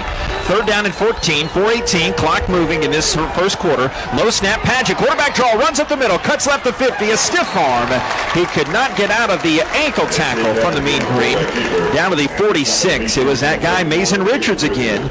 Brought him down for 7, but that had first down written all over it. But the Owls will have to punt here for the 46. Yeah, they're doing the right thing here, especially what they can do is pin North Texas back deep in their own territory. And sometimes you're able to score points that way if your defense can make a play. So defense looking to make a play here, need to generate some turnovers. First punt from Connor Hunt. We're still locked at zeros right now. Rice and North Texas as Hunt on the season. 39 punts, 41-yard average. Gets the waist-high deep snap coming from Thomas Tholen. A nice backspin punt that comes down at the 11-yard line. And that was Roderick Burns receiving that 35-yard punt. No return as Hunt, for the 5th time this year, pins an opponent inside the 20-yard line. And North Texas will be having its 3rd series already of this first quarter of action. But so far, we're locked up at zeros. A quick observation. All three phases of the game working pretty well for the Rice Owls today. Your offense, your defense, and your special teams. Anytime you see that, you're going to have a shot to win. And I like what I'm seeing from, I have to say it again, A.J. Paget, but the defense is doing a good job in its supportive role here. Schumann's moved in there on the defensive line for the Owls. Here's the snap on. He puts in the belly of the back Ragsdale, then he bumps into, that was Orgy near the play, so was Bainish, but a handoff around the left end. They only got a yard. Second down and 9 coming up. This North Texas offense, 3rd in the league in scoring, 20th in the nation in 36 points per game, but they're also top 20 in running the football. Top 20 in the nation in total yardage as well. They're top 30 in passing. This is more like the Seth Luttrell offense we saw early in his coaching tenure here. As he puts a guy in motion for the far side. That's the tight end Roberts. The snap. Play action to the back. Coming back to pass. Hit by Schumann as he throws deep right side. Flag comes in and actually hit Gabriel Taylor at the 38-yard line. As the North Texas receiver was coming around the right side, the young man Damon Ward. Yeah, that's going against Rice, so that's going to be pass interference, and you can see the holding as the receiver was actually trying to pass interference. Defense number 2. 15 yards from the previous spot. Automatic first down. Goes on Trayshawn DeVones. Yeah, Trayshawn DeVones out there trying to play some good defense, but he held on a little too long that time. Would not let the receiver get into his route, and you cannot stop the receiver from getting into his route. Shotgun Ani. 2 receivers to the right side and 2 to the left. They got Ragsdale in there as the back. Bishop Gorman kid from Las Vegas pops up, looks, and as most offenses with Seth Luttrell, a lot of the spreads they do. 1st and 10. Here's the snap. Play action. Goes over the middle. Caught at the 39-yard line. And George Nyakwal drops the North Texas receiver there at the 39. 11-yard gain and a first down. Here they go. They're going up tempo right now, Jacob. They go quick snap. Here's the snap. Give to Ragsdale. Plows his way up the middle. Runs into Morrison. And Myron drags him down at that Eagle logo at the 46. 7-yard line. They stuck with Ragsdale out there. 8-yard gain, and they go up tempo again. Play fake to Ragsdale. Ani running to his right. He goes to a baseball slide. Probably a wise decision. You don't get to 29 years old and know you don't want to have George Nyakwal hit you.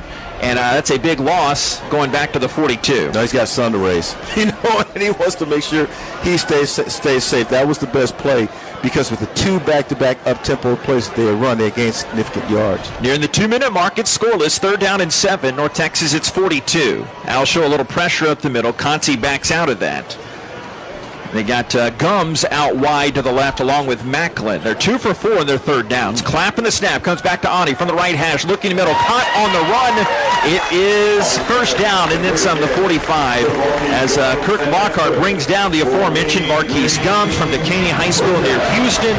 Ani on the money there. And they go up tempo again after that 15-yard gain. Right of the North Texas Mean Green Eagle logo. Snap looking left. Throwing top shelf wide open. Caught at the 5. And Miles McCord was beat by about 10 yards on that left sideline for a 57-yard touchdown for the Mean 43 for that touchdown.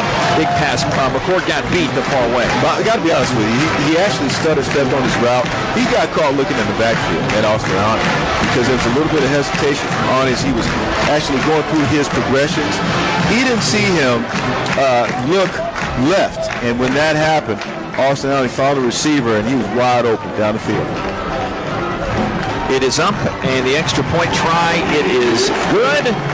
The North Texas Mean Green lead by 7 to nothing count there right now. The Mean Green getting up early. That's the touchdown pass number 29 of the season for Austin Ani. And identify that young man as well that made that reception.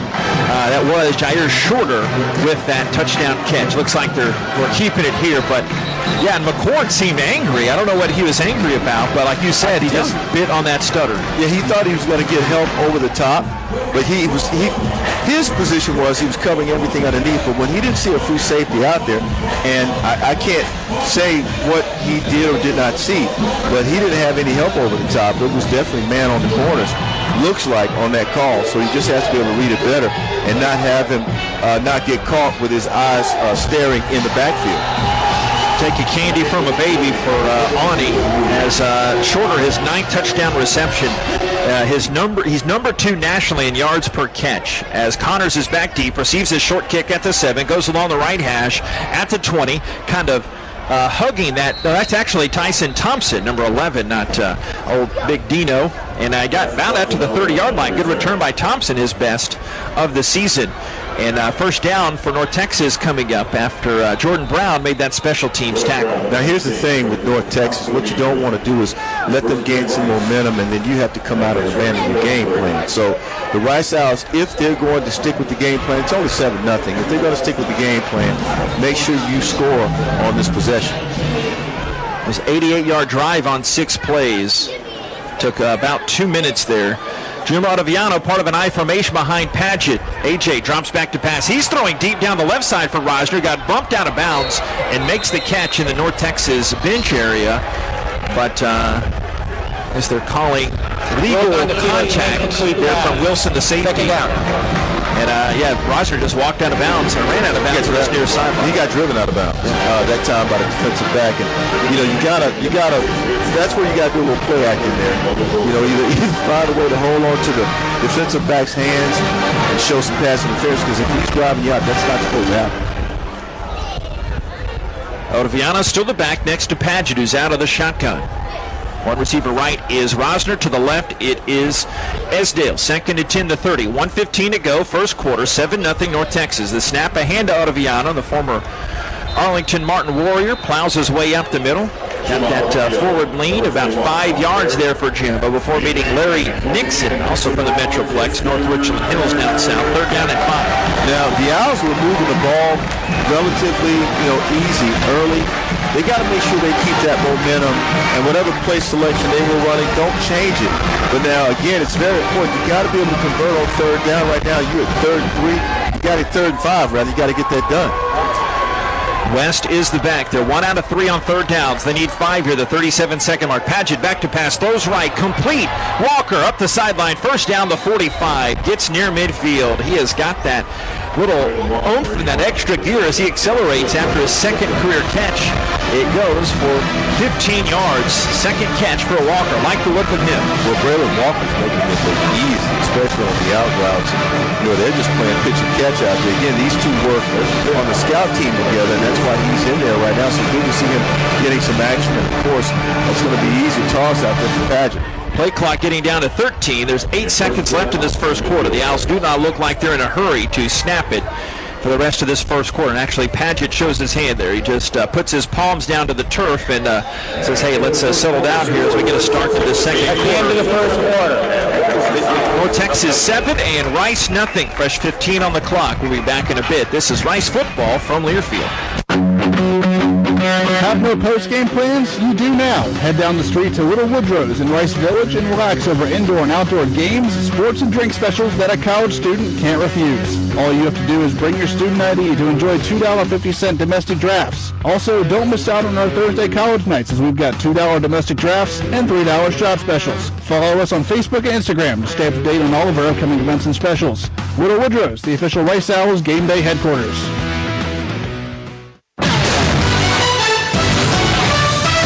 Rice teams and traditions are legendary. Our team as strategic wealth designers are proud to be a partner of Rice Athletics. What an honor to be working together.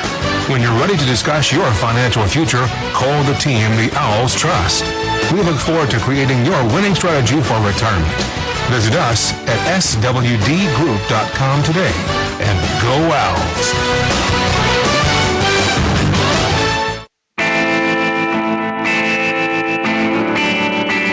My mindset really is just like play free. Like when I'm out there, I can't be thinking too much because then I'm just gonna block myself off. I need to know where I'm going. I need to know my keys, and all that's really just gonna come with preparation throughout this week. And I need to prepare like I never prepared before because it's my first college start, and I need to come out and I need to show these guys that I can start as a quarterback for this team. That's QB1, A.J. Paget, telling us his mindset going into his first career start, playing near his own backyard, and he is certainly play with confidence, and he has certainly not looked rattled so far in this first part of the game. Looks like they have some plays just for him, some packages just for him to be able to roll out, get comfortable, find his receivers if he does not see them take off and go up the field. And that's a great concept. Run the ball if you don't find anybody open, especially if you've got some green in front of you. So, that's a good thing, and as long as they can keep them comfortable. North Texas, you cannot let them get out to too much of a lead. 7-0, safe, but now you got to get something here. Paget 4 of 6 passing for 56 yards. Also the Owls leading rusher for 19 yards. And his two favorite targets, Braylon Walker and Isaiah Esdale, have split the 4 receptions so far. Walker 2 for 32 and Esdale 2 for 24. Ani, old man Ani, young man Paget this game, I say affectionately. Ani 9 of 13 passing, 123 yards for the guys in black and green. And North Texas has outgained Rice 135-84. In this first half so far. Just starting the second quarter, Jason Metco down on the Rice Owls turf. Any observations or musings so far? Guys, I think other than the turnover and the deep bomb for the score, that was an excellent first quarter. Unfortunately, those two plays were killer, and we stand at 7-0. The weather's cleared out like we thought. Doesn't seem too bad from up here. It's a little more windy. You might notice the goalposts to your right are starting to sway a little bit, so we've got a bit of a west wind, and there are some darker skies off towards the west, but so far so good. Thank you, sir. My hockey buddy last night, Jason Mitko, will tell you about that road trip coming up this quarter. As Paget sets up the offense, first down in midfield. The Owls go left to right, trailing North Texas 7-0. 43-yard pass from Ani to Shorter, the only scoring in this game. And is Ottaviano in the backfield. Paget looking left towards Esdale, and Rosner takes the snap. Fakes to Ottaviano, back to pass, plenty of time. Deep, nice ball, left side, caught the 38, long to 35. Esdale staying in bounds, wrestling with his defender on that far away in Texana, who's number 2 in the country in passes defended, wrestles him out of bounds, and that goes for a big gain for the Owls. No, they give him See where they're marking it here. They're late marking it down to the 34-yard line. That goes for 16. I love the little tussle between Esdale and Texada. Texada's 5'8", 181, and Esdale is 6 feet, 201 pounds. But the motion is what you saw there, and motion to Rosner's side. That was a clear pass. That was a great play call there. 1st and 10, the 34, 7-0 North Texas. We're in the start of the second quarter. Shotgun snap, Padgett quarterback draw, runs left hash, gets bumped around the knees, and a late hit comes flying in, but no flag comes in that helmet from Larry Nixon and Enoch Jackson. And goes for a couple yards, and it'll be at the 32-yard line. 2nd down and 8. Looked like a bit of a busted play there. It looked as though Padgett wanted to get rid of the ball a little sooner there, but at least he was able to get 2. So good job there. Uriah West to the left of Padgett. Got Javani Johnson inside slot right. Would love to see him get a throw. 2nd down and 8. Here's the snap. A handoff, and West plows his way down that left hash. Gets turned around and falls backwards after picking up that 1st down to the 22-yard line. Best game of the season for Uriah West. Kadron Johnson from Louisville, Abilene Christian teammate of Quentin Titt on the Owls defense. 1st down. Owls best run of the day so far. Well, other than the turnover, actually the offense was good. I mean, they look like they can function with the run. They can function with the pass because Padgett has been really good with the pass and conservative as well. And Padgett actually did have a 12-yard run earlier, but best run from a running back. And now West is out wide to the left. No backs. 1st and 10, the 22. It's scoreless at the 13:05 mark of the second quarter. Back to pass. Padgett isn't looking to the right. Runs to the left side, and he will get pulled down around the 30 by Sifa Leota from the mid-cities of Euless and Trinity High School. And Owls will be playing behind the chains right now. They mark them back at the 28-yard line. Well, that's okay. Coverage defense, check mark goes to North Texas that time. Padgett had nowhere to go with the ball. He was obviously wanted to go and get into the end zone, nowhere to go with the ball. He ate it that time, which was a good decision by him. This defense by North Texas gives up 31 points per game, 109th in the country, and they're bottom 20 in the country against the pass. 2nd and 16 at the 28. Left hash, Padgett shotgun by West, fakes to him, runs out to the right side, cocks it once, puts it back in the holster, gets grabbed and tosses it as he's being thrown down. But he was out of the pocket. K.D. Davis was quarterback his holiday. That's what we were trying to hit at. But 3rd down and 16, right to the 28. Yeah, thank goodness Padgett was actually able to get himself in the position he needed to do that. K.D. Davis, boy, it seems like he's been in that defense a long time, and as long as Austin Allen has been a quarterback here at North Texas. But you had the spy there, and they're watching him, especially because he's rolling out. So you have to have a cue for that. He's got to read his pass routes a little quick to try to get him to the receivers. Empty set, 3 receivers to the right. K.D. Davis, first team all-conference last year. The snap, screen over the middle to Esdale's knocked incomplete. Nothing going around the 30-yard line. It's batted down, and that drive will quickly fizzle for the Owls. As Fatafei Balia, Oakland, California there to muck that one up. And, looks like the Owls will be kicking this one from the left hash. 46 for Van Sickle. It would be a career high. How are the conditions down there, Mr. Metcalf? Got a crosswind from his right to left. Left hash Mendez will be holding here for Van Sickle. He missed from 46 last week. Deep snap comes back, put down by Mendez. It's a very low kick, and this is well short. Wind just punches that one down, and I don't think that had a chance from the get-go, as the spot was a hard one to put down. And I don't know how wind-aided that was underneath, but not at all. It'll be North Texas ball when we come back. 12-11 of the second quarter, 1st down and 10. North Texas 7 and Rice nothing. This is Rice football from Learfield. Doubletree by Hilton Houston Medical Center Hotel and Suites is the preferred hotel for anybody visiting the Medical Center, the Museum District, or Rice University. We offer the largest suites in the Medical Center, complete with full kitchens, and our full-service restaurant and outdoor pool will make your stay complete. We look forward to having you experience the Doubletree by Hilton Houston Medical Center Hotel and Suites soon. And if you need a group rate or 10 or more rooms, don't forget to call 713-528-7744. That's 713-528-7744. Another season of women's and men's college sports is underway. Follow your alma mater or favorite team in their pursuit of the prestigious Learfield Directors Cup at L Directors Cup on Twitter and online at thedirectorscup.com. Trophies will be awarded in June 2023 to the winning institutions in all competitive divisions. Learfield Directors Cup, the crowning achievement in college athletics.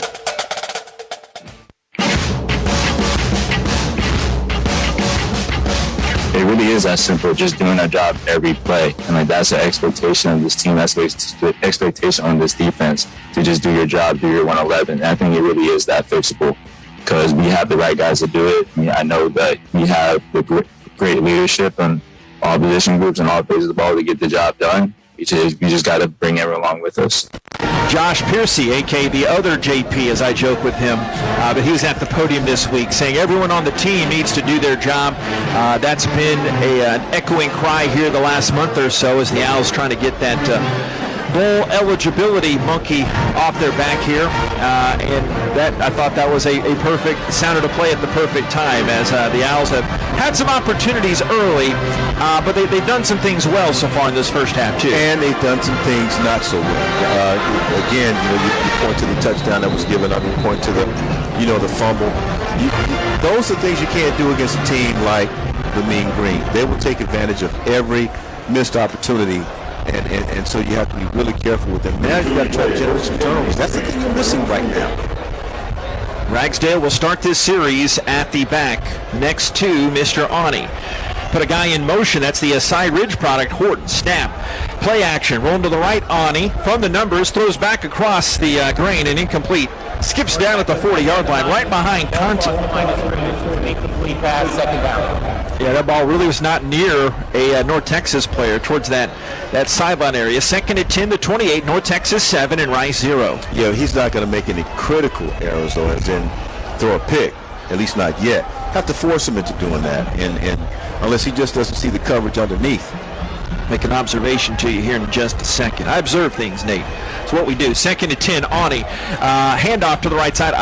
Ragsdale got spun around like he was in a washing machine, and Josh Piercy initiated that spin cycle there, and he was fortunate to get back in the zip code of the line of scrimmage. Yeah, no gain. Third down and 10 right now for the North Texas Mean Green. Well, you notice that the sun is not shining today. Is that the observation you want to make? That's one of them. Get to the rest of them in a second here as we have Twins play to the left side, Twins to the right. They're 3 of 5 on third downs. In the back is Isaiah Johnson. Belts out another play call to his lineman. Owls have 2 safeties over the top. Here's the shotgun snap. Looking middle, looking left, surveying lots of clean protection in the pocket. The ball is thrown left and is incomplete, but a pass interference at the 40. Gabriel Taylor can't believe it. Jamori Macklin, brother of Jeremy, NFLer. JP, there's no play you can make. You couldn't make a play on that ball. And I think Isaiah Floyd's coming in and saying, hey, that was tipped. That shouldn't have been a pass interference. No call for defensive pass interference. The pass was tipped. It's an incomplete pass.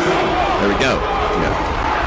So another hold for the Rice Owls. My observation being, lower scoring game right now benefits the Owls. It does. Got to be careful. And remember, we talk about mistakes. They're waiting for a big mistake by the Owls, a really, really big mistake where they can capitalize. But again, they don't have their 2 top running backs in there, so it makes a little bit of a difference in the game. But yes, advantage Owls. They have to take advantage though. Tyson Thompson back at his own 32. Deep snap coming back from J.P. Handley from Lacey, New Jersey. Thompson says get away from it. Skips into his hands as he was telling everybody to get away from it, and he has to plunge forward, picking up around the 35-yard line. He got 3-4 yards on that return. And that hot rocket that of 37 yards, the last 12 of that was just whistling out to him as he looked like a shortstop taking a scoop there. But we have a timeout on the field. First and 10 coming up. 11-11 of the second quarter. Owls trail the Mean Green 7-0. This is Rice football from Learfield. North Star Pressure Washing, the only power washing company you will ever need for all your commercial and residential properties. Serving Houston and the surrounding areas for over 10 years, and now a proud sponsor for Rice University sports programs. Call us today for a free quote at 281-989-9244. Because at North Star Pressure Washing, we never forget that your image is our business. Hey, it's JP here to tell you that, yes, there's more Rice Owls content out there for you to consume. Subscribe and download the official podcast of Rice Athletics, Rice Owls Insider. Rice Owls Insider provides a unique new look at a variety of head coaches, players, and other integral voices inside the Rice Athletics department. Plus, you can find archive coaches shows as well. For the best in Rice Owls content, subscribe to Rice Owls Insider, the official podcast of Rice Athletics. Available on Apple, Stitcher, and Spotify.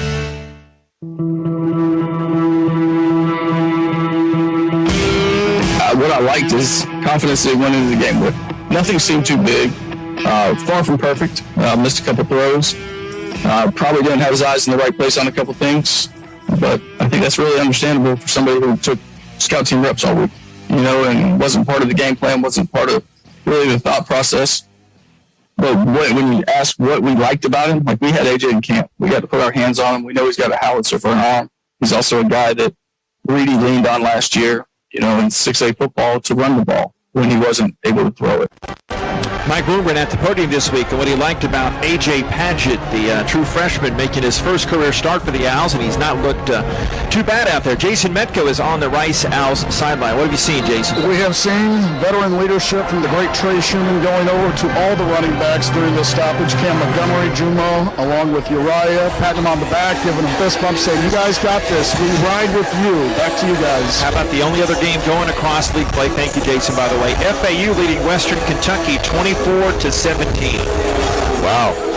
They're playing some good football, FAU. FAU trying to become bowl eligible. Owls, there is a scenario the Owls can get in as a 5-win team. I don't know the calculus like Bob and Gail here in the booth to get to that. Cam Montgomery series at running back. Motion man Esdale start the series from the 36. Snap, handoff, and Montgomery will hop his way to the right, skip his way to the left, and he got up to the 38-yard line for a couple before meeting Kadron Johnson. North Texas second down and 8 for Rice now at their own 38. That line of the offense generally is the offensive line. They've got to come off their come off the ball really, really well, come out of their stance, with some type of a chip on their shoulder to knock North Texas defense down. Rosner and Esdale, twin receivers to the right. Second and 8, they're 38. 10:34 to go. Snap, Padgett, handoff Montgomery. He will sprint his way around the right end, meets Whitlock. Called him their Eagle backer, hybrid safety and linebacker. Cam getting his way around the 43. Got 5 yards there on that play. This is North Texas defense. Last week at UAB, Nate, they gave up 498 yards, 271 via the ground, so they can be run on. They can be run on, and right now the Rice Owls are showing that they can, but you have to have a dominant offensive line. It gets back to that. Owls are 2 of 5 on third downs. Uriah West is the back. Giovanni Johnson there, slot left. Third down and 3, 10-minute mark. Ball's on the 43. Padgett going to call his own number, runs to the left. He moves forward, but it's still a yard shy of the first down. He had to get to the 46. He stopped for a couple by Roderick Brown for North Forney. In his kid, Katie Davis. So third down turns into 4th and short now. Owls thinking about this. It's going to be a go-for-it situation. This will be a huge call. Well, I see young Johnson coming in right now, so that tells me they're going to have a fullback. It should be a jumbo package, and they're going to go for it here. They should. 4th down, less than a yard at the 45-yard line. Huge play. Crowded backfield behind Padgett. No wide receivers. The 9:15 mark. Owls down 7-0. Padgett takes the snap. Hands to West. Up the middle. Second surge. He had to get to the 46 for a first down. Owls, of course, say he got the first down. Well, Texas would like to disagree. Do you have an angle on it, Metco, down on the sideline? Give it to him. Did, but if he did, it's awfully close. Looks like they're giving it to him, JP. Yes, indeed. They were with that left foot instead of the right foot. No complaints as the last half of that football got across the 46. Yeah, that means that it had to be Uriah because he could not stick the ball out. He had to hold on to it. Otherwise, that's a sure fumble, but good job by the Rice Owls jumbo package to get that first down. Santa Ana, California product. Your boy Bowden Gruen out there is tied in to the left. Rosner, receiver right. Ball's in the middle of the field. First down at the 46. Snap, Paget, half roll to left, stops. Throwback, screen. Here to Ottaviano, 50, 45, 40. Juma down the sideline, the 30, the 25. Cutting down to that corner, the 10. He's near the 5. Gets bumped out of bounds. Close to that end zone. A season-high catch for Ottaviano as Faulkner and Jackson force him out after a 50-yard toss down to the 6. Great play call by Marcus Tuiasosopo. Yeah, that I've not seen. That was good play action that time. You run the back out in the flat, but you show run. So they did a nice job there, and A.J. Paget sold it because the defense got sucked in that time, and all of a sudden you had a good block out in front of Ottaviano. They were able to make it go. How about Jim at 2 catches, 16 yards on the year, and he goes for 50 on that play.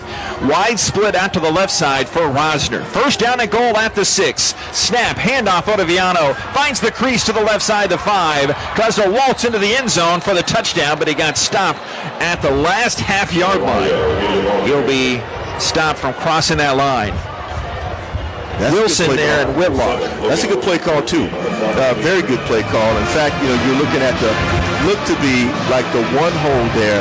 Ottaviano just couldn't clear it as the linebackers came up to make the play, but that was really a good play call. Now you're showing offensive line that you can, you play tough against North Texas. Halfway through the first quarter, not a lot of action so far.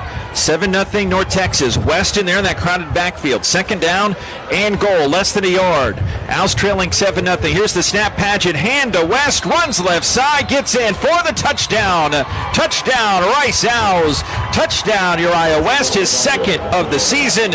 And Rice about to tie this one up here in Denton. Loving what I'm seeing from this offense. Uriah West more than made up for the fumble earlier. He comes in, converts the third down to a first down, then comes back and gets a touchdown for the Rice Owls. So now you're looking at a 7-6 game. North Texas on top, and that is pending the PAT. Nice job. And Coach Tui calling some really good plays here. And how about Paget? So excited and pumped up after that West cross of the end zone as his PAT is up, and it is good for Mr. CVS, Christian Van Sickle, as the Rice Owls have tied it up 7 apiece here at Apogee. Rice 7 and North Texas 7. Timeout on the field. Back in a moment. This is Rice football from Learfield. Build it, price it, own it. Shoppers and John Deere makes it as easy as 1, 2, 3 to get the John Deere tractor of your dreams. Number 1, go to shoppers at sfstractor.com. Select the John Deere tractor you want, add the attachments you need. Number 2, select your terms, see the price along with monthly payments, and apply for financing. Number 3, buy your John Deere tractor from Shoppers, and Shoppers will deliver it for free. Shoppers makes it that easy to purchase your John Deere tractor. Build it, price it, own it. Only at Shoppers. All things John Deere. Got my nachos, got my big TV, and my favorite chair. It's game time. But the only thing that would make it a little better is if I could listen to my local broadcasters while watching the game. Oh, hello. You must have wished for your game to be synced with TV and radio. I sure did. Do you have a DVR? You bet. Do you have a streaming device? Yeah. Blammo! Your game is now synced. It's that easy. Oh, boy. To see if you can get synced, head to syncmygame.com from Learfield. Syncmygame.com? Syncmygame.com.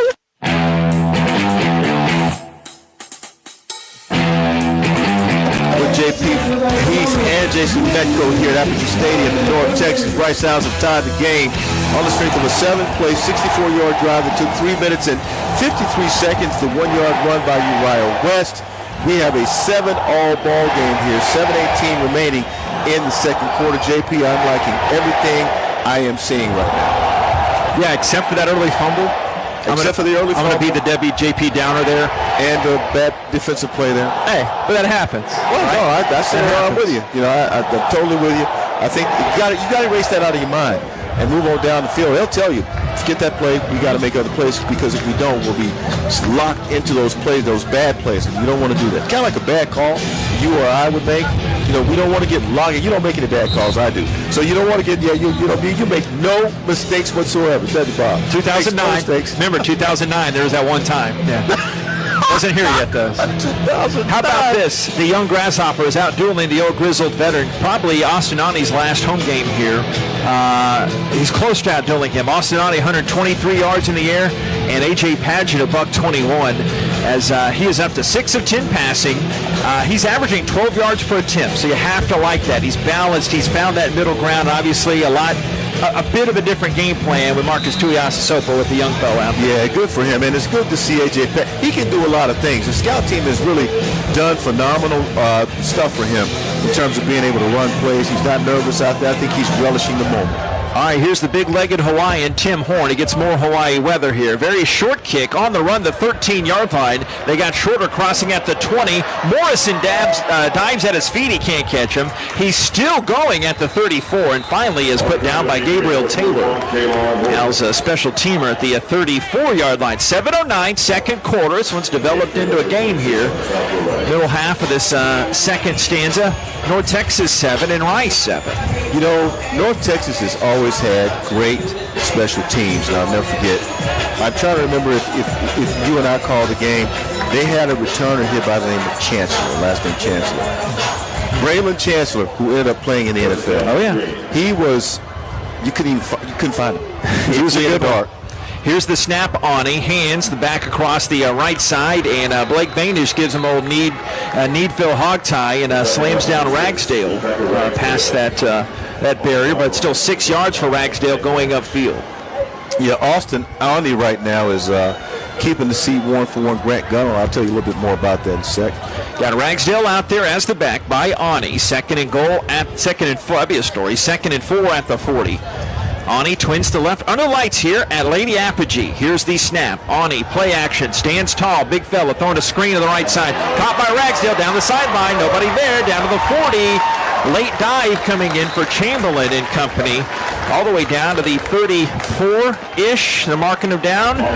36 yards just like that. They took advantage of the Owls' pressure coming in to convert that big one to Ragsdale. Second DB got caught in the melee, and that's what happened. And they go tempo. First down to 34. Back to pass. Ani looking left. They got a step on Dunbar. Catch inside the 10, but he did not complete the action of the catch. Rolling on the field is an incomplete pass. Second down. The North Texas receiver here to this near way looked to be Gums.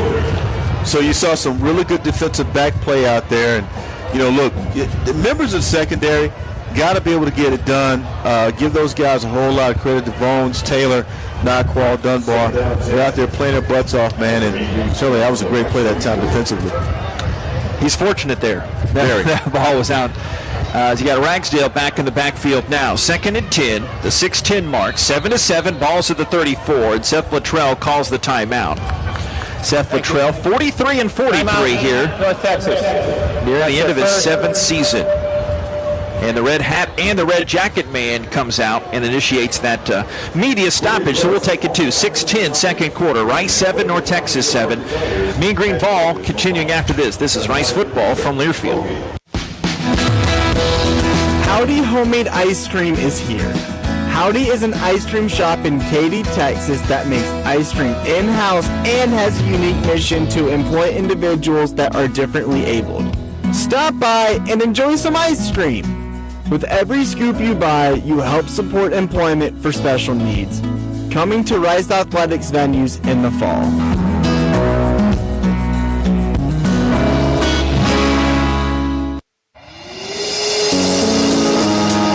The newly renovated Houston Marriott Medical Center Museum District is a proud new sponsor of Rice University Athletics. For visiting families and fans, the closest hotel to Rice University is delighted to offer preferred rates. Guests will enjoy 2 new restaurants, an indoor pool, a new exclusive M Club lounge, and complimentary shuttle service within 2 miles of the hotel. Visit Marriott.com to learn more.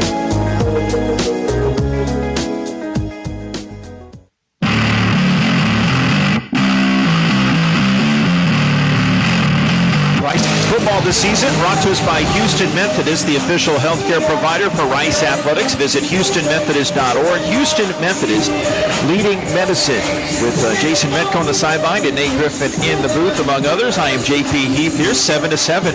Rice and North Texas. You talking about towards the tail end of that last segment, some of the old memories, and even during the break.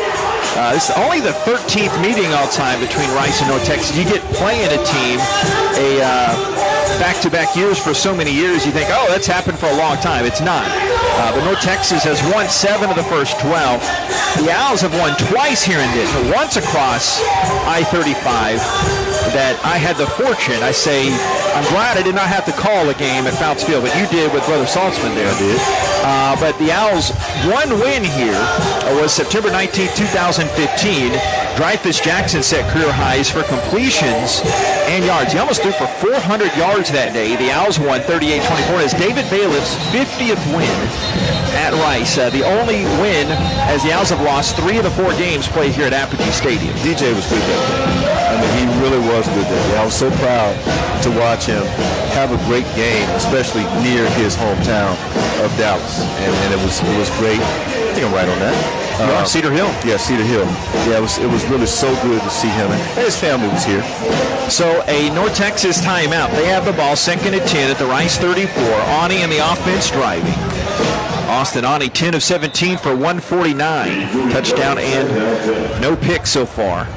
He's out of that shotgun, takes the low snap, play action, hops away from Schumann, then he trips down and falls to his right.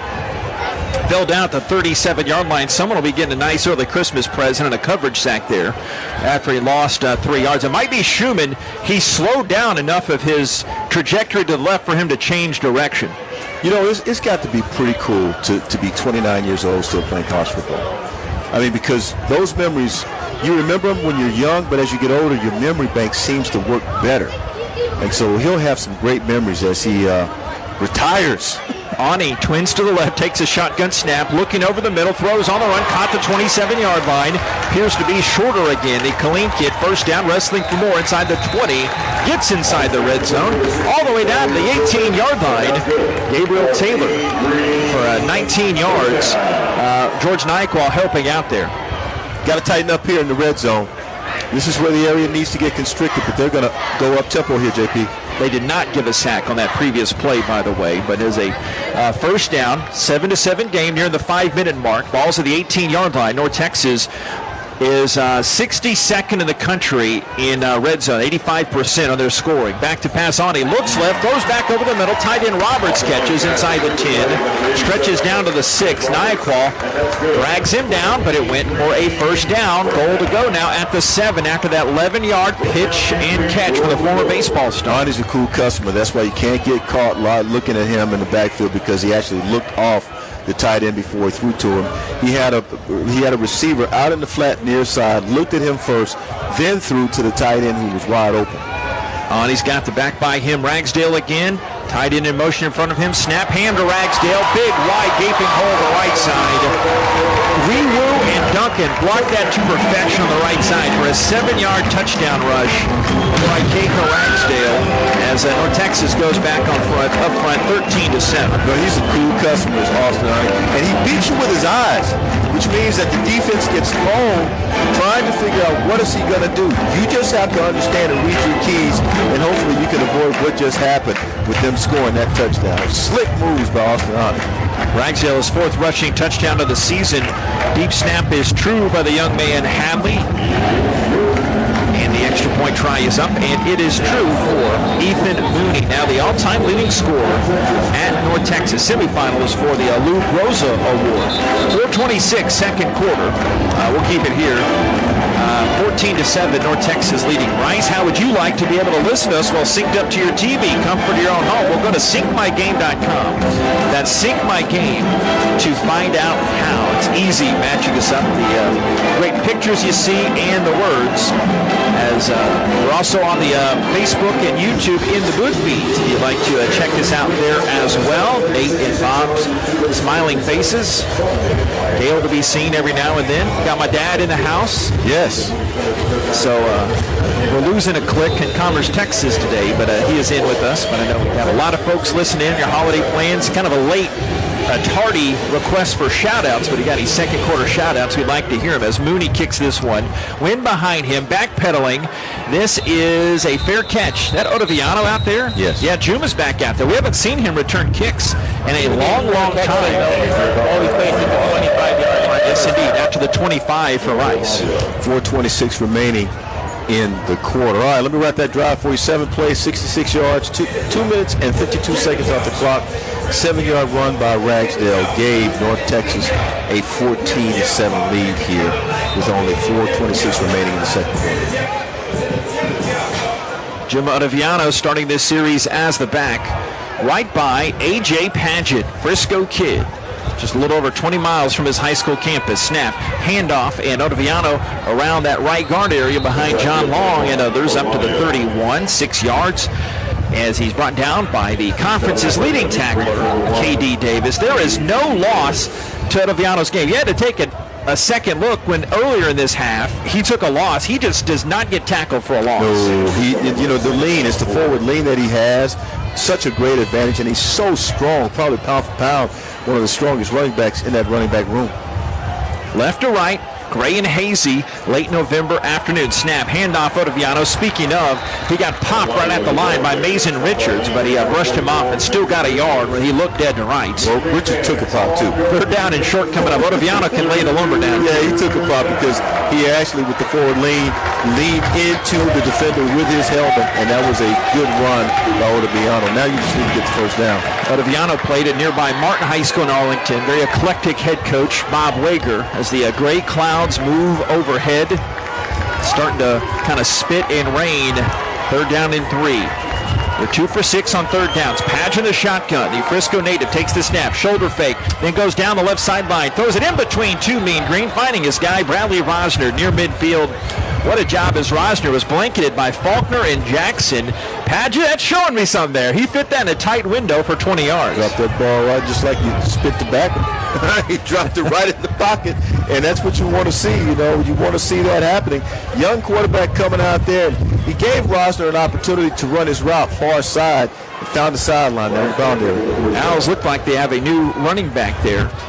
In the backfield. Rosner to the right alongside Esdale. The snap, it was Braylon Walker in the backfield. He runs a wheel route down the left sideline and sprints. He catches that the 20, down the 10, the 5. Walker inside the 5 gets that touchdown. Touchdown, Rice Owls. Touchdown, Braylon Walker.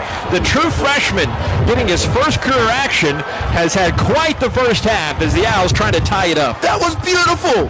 That was the North Texas defense never even figured it out. You lined up the receiver in the backfield. All of a sudden he's running a wheel route out of the backfield. Defender never picked it up because he was so concerned with the wide receiver.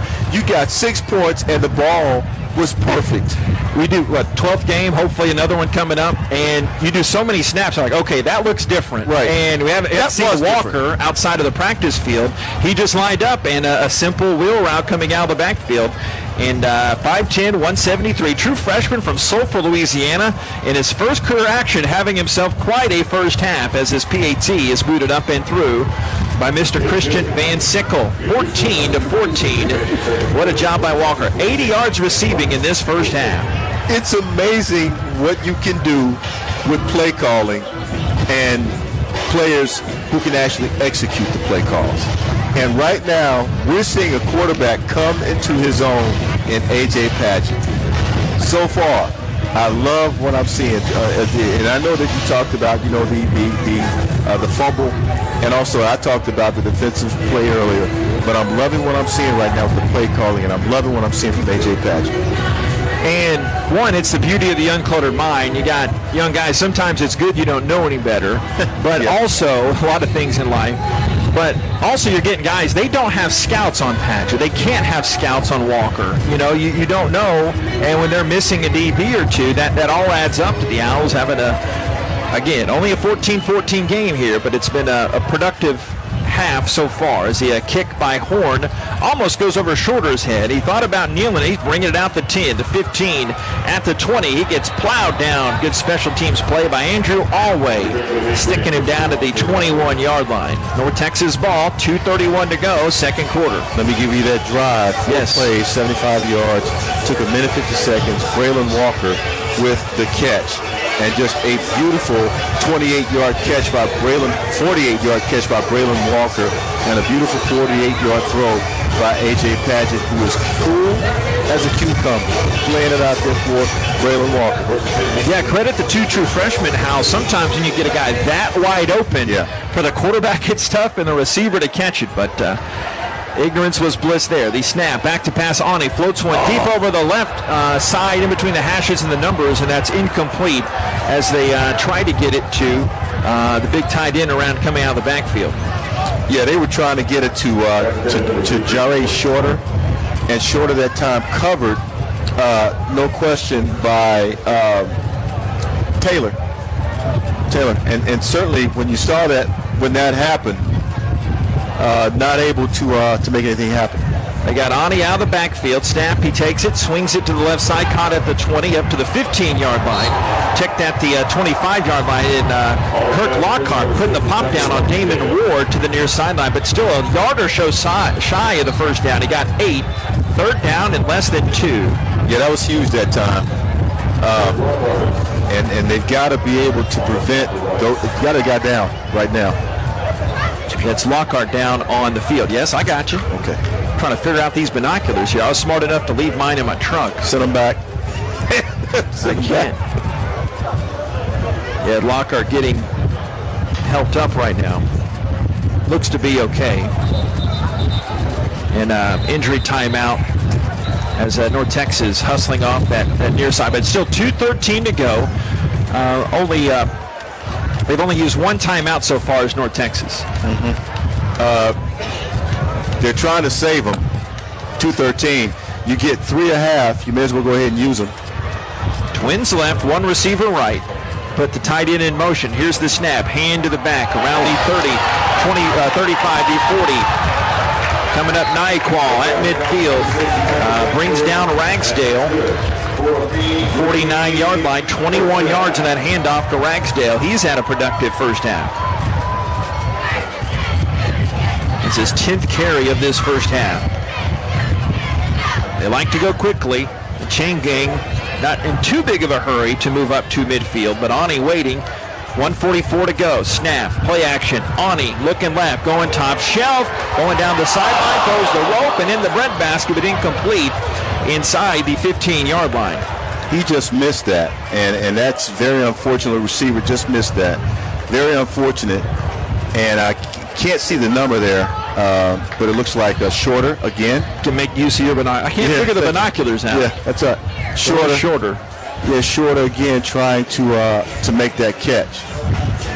Yeah, Shorter goes open. Burns on the right slot now. Shotgun here as they put young fella in the backfield. That is Isaiah Johnson. Back to pass. Swung out to the left side. Caught at the 50 and the 45.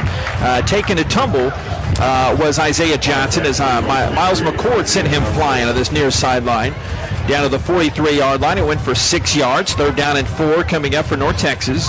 They're checking with me, but they're going up tempo very quickly here, and certainly they want to get something done with 1:15 remaining and counting. Gums there coming in. Ragsdale the back. Ani the snap at the 109 mark. Flares it right side. Ball is dropped by Shorter at the 42-yard line, and he would have been going a while. He could be crossing the end zone right about now, but that's a big drop. Bringing up a 4th and 4. Looks like Seth Luttrell and company thinking about going for this one. Yeah, Burns that time looking to make the catch and not able to bring it in. And Shorter has dropped 2. Burns 1. That's 3 passes that have been dropped by his receivers. So they're not going through the execution phase like they want to or like they normally would on a good day. After a long time of thinking about it, they bring Rodriguez out. to punt this one. 4th down and 4, the 106 mark, 43-yard line.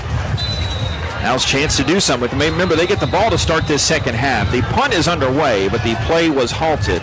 A flag on the field. Could be delay of game.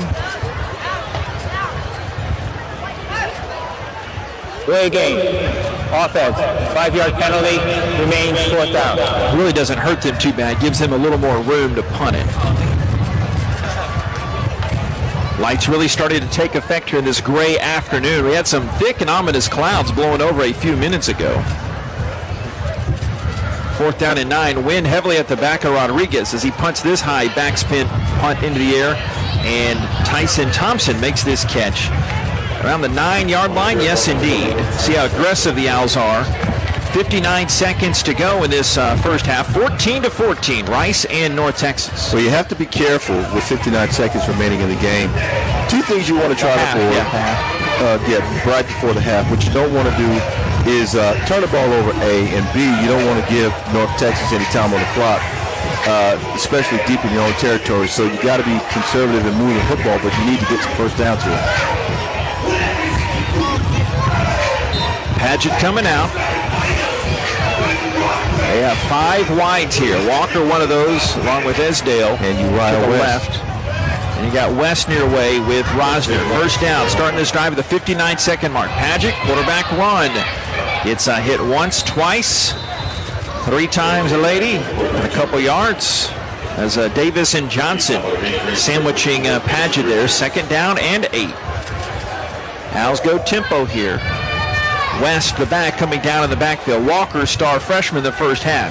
Slot left side. Back to pass over the middle. Caught by West.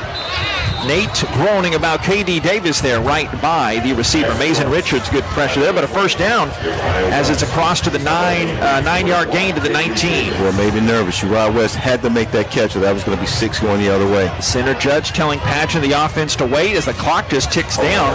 19 seconds left and movement comes. Flags aplenty. It's a young team as Ethan Onyama moved, I believe. That's correct, sir. Usually when the time is tight on the clock, players are prone to making mistakes unless they're very well disciplined. Got to be a little bit more disciplined, especially in situations like this. Got a young quarterback. I don't want to make a mistake in this end. You're getting the ball to start the second half. 14-14, knee, halftime interview. Let's go. What do you think? Get it down a little bit further. Offense, number 78. It's a 5-yard penalty. Remains 2nd down. False start with the clock running under 1 minute. There's a 10-second runoff. Well, that's not set nice. The game clock to 8 seconds. Ed Ardito giving us all kinds of bad news. Rice 195 passing yards in the first half. North Texas 194. But that 10-second runoff is going to help Rice. So now what you just talked about could be an option. I like that. Let's get out of here on a wet, soggy day, and you get the ball to start the second half. We'll hear from Coach Bloomgren coming up with, a snap and a fake to the left side. Montgomery at the fake kneel down to the 20. He's up to the 25-yard line, and time will run out. The Owls try some trickery there, but it does not work out. The fake kneel down, but we have an end of the first half. 14-14 as the cannon goes out to the south end zone. Hear from Coach Bloomgren in a second with Jason. Did they want to try a little bit of a melee right at the end of the half there? Looks like the North Texas players. Yeah, Cam Montgomery woofing it up with the North Texas players. They go. All right, Metco, holler in our ear when you have the boss man. Something happened to Cam. Something happened to Cam that really, really upset him. And it must have been something. All right, let's go to Coach. Coach, walk me through the wheel route there to score the second touchdown and your confidence in your quarterback to make that play. Yeah, we have complete confidence. Also, I think it was the 3rd play of Braylon Walker's life, and so obviously he earned our trust in practice, and then he went out there and executed it to perfection. Great plan, great design by Coach Tui, but yeah, those two executed it perfectly. They got a great media factor, as you've seen already on some key 3rd downs. You know it was going to be a war here, given what happened last year going overtime. What do you need to do in the second half to pick up the dub? We just need to be a little bit more efficient on 3rd down on both sides of the ball. If we can get off a couple of those 3rd and longs on defense, and if we can just move the 6 on 3rd and 1, like we need to. We'll be just fine. Like we're moving the ball, and again, we trust that Q. He's doing some great things. Thanks, Coach. Appreciate it. Thank you. Guys, move the ball on third down. The key to the dub here, going to half two. I like the sound of that. Rice 14, North Texas 14. We have the IBEW Local 716 halftime show. Bob will have an update of all things Rice athletics coming up next. This is Rice football from Learfield. What if your preferred hospital could also be your primary care provider? At Houston Methodist, we go beyond hospital care, offering you everything from flu shots to well-woman exams to managing your weight and cholesterol. And our primary care doctors and specialists are connected all across the city. So whatever the need, wherever you live, we can be there for you. Visit HoustonMethodist.org to find the care you need at locations throughout Houston. Houston Methodist, leading medicine. Rice teams and traditions are legendary. Our team as strategic wealth designers are proud to be a partner of Rice Athletics. What an honor to be working together. When you're ready to discuss your financial future, call the team the Owls trust. We look forward to creating your winning strategy for retirement. Visit us at swdgroup.com today and go Owls. We interrupt your top 40 hits to issue this alert from the Karbach Brewing Company. In our efforts to brew our distinct and popular Hopadillo IPA, we have unwittingly created a monster. A monster with an insatiable thirst. A monster that will not stop until it gets what it wants. An ice-cold Hopadillo IPA. Just like the one I'm holding in my hand. Bold, flavorful, dry-hopped, irresistible. Sweet Mary! Hopadillo. Find it before it finds you. Bravely brewed in Texas by the Karbach Brewing Company. Hey, Oscar, wake up. Hi, this is Otis and Oscar, the talking spokes oysters for Acme Oyster House. You've probably seen us on TV. My friend Oscar is, sleeping. You know, we oysters like our beds. Anyway, drop by tonight for a dozen raw, a dozen char grilled, a seafood platter or po' boy, and maybe a few laughs. Come Acme, bro. Not you. Acme Oyster House. Life's more fun with seafood. On the Rice Sports Network from Learfield, welcome to the IBEW Local Union 716 halftime show. Coming up, scores from around the country, highlights, and stats from our first half. Now, with a look at what's going on across Rice athletics, let's go back to the stadium and join Bob Schlanger.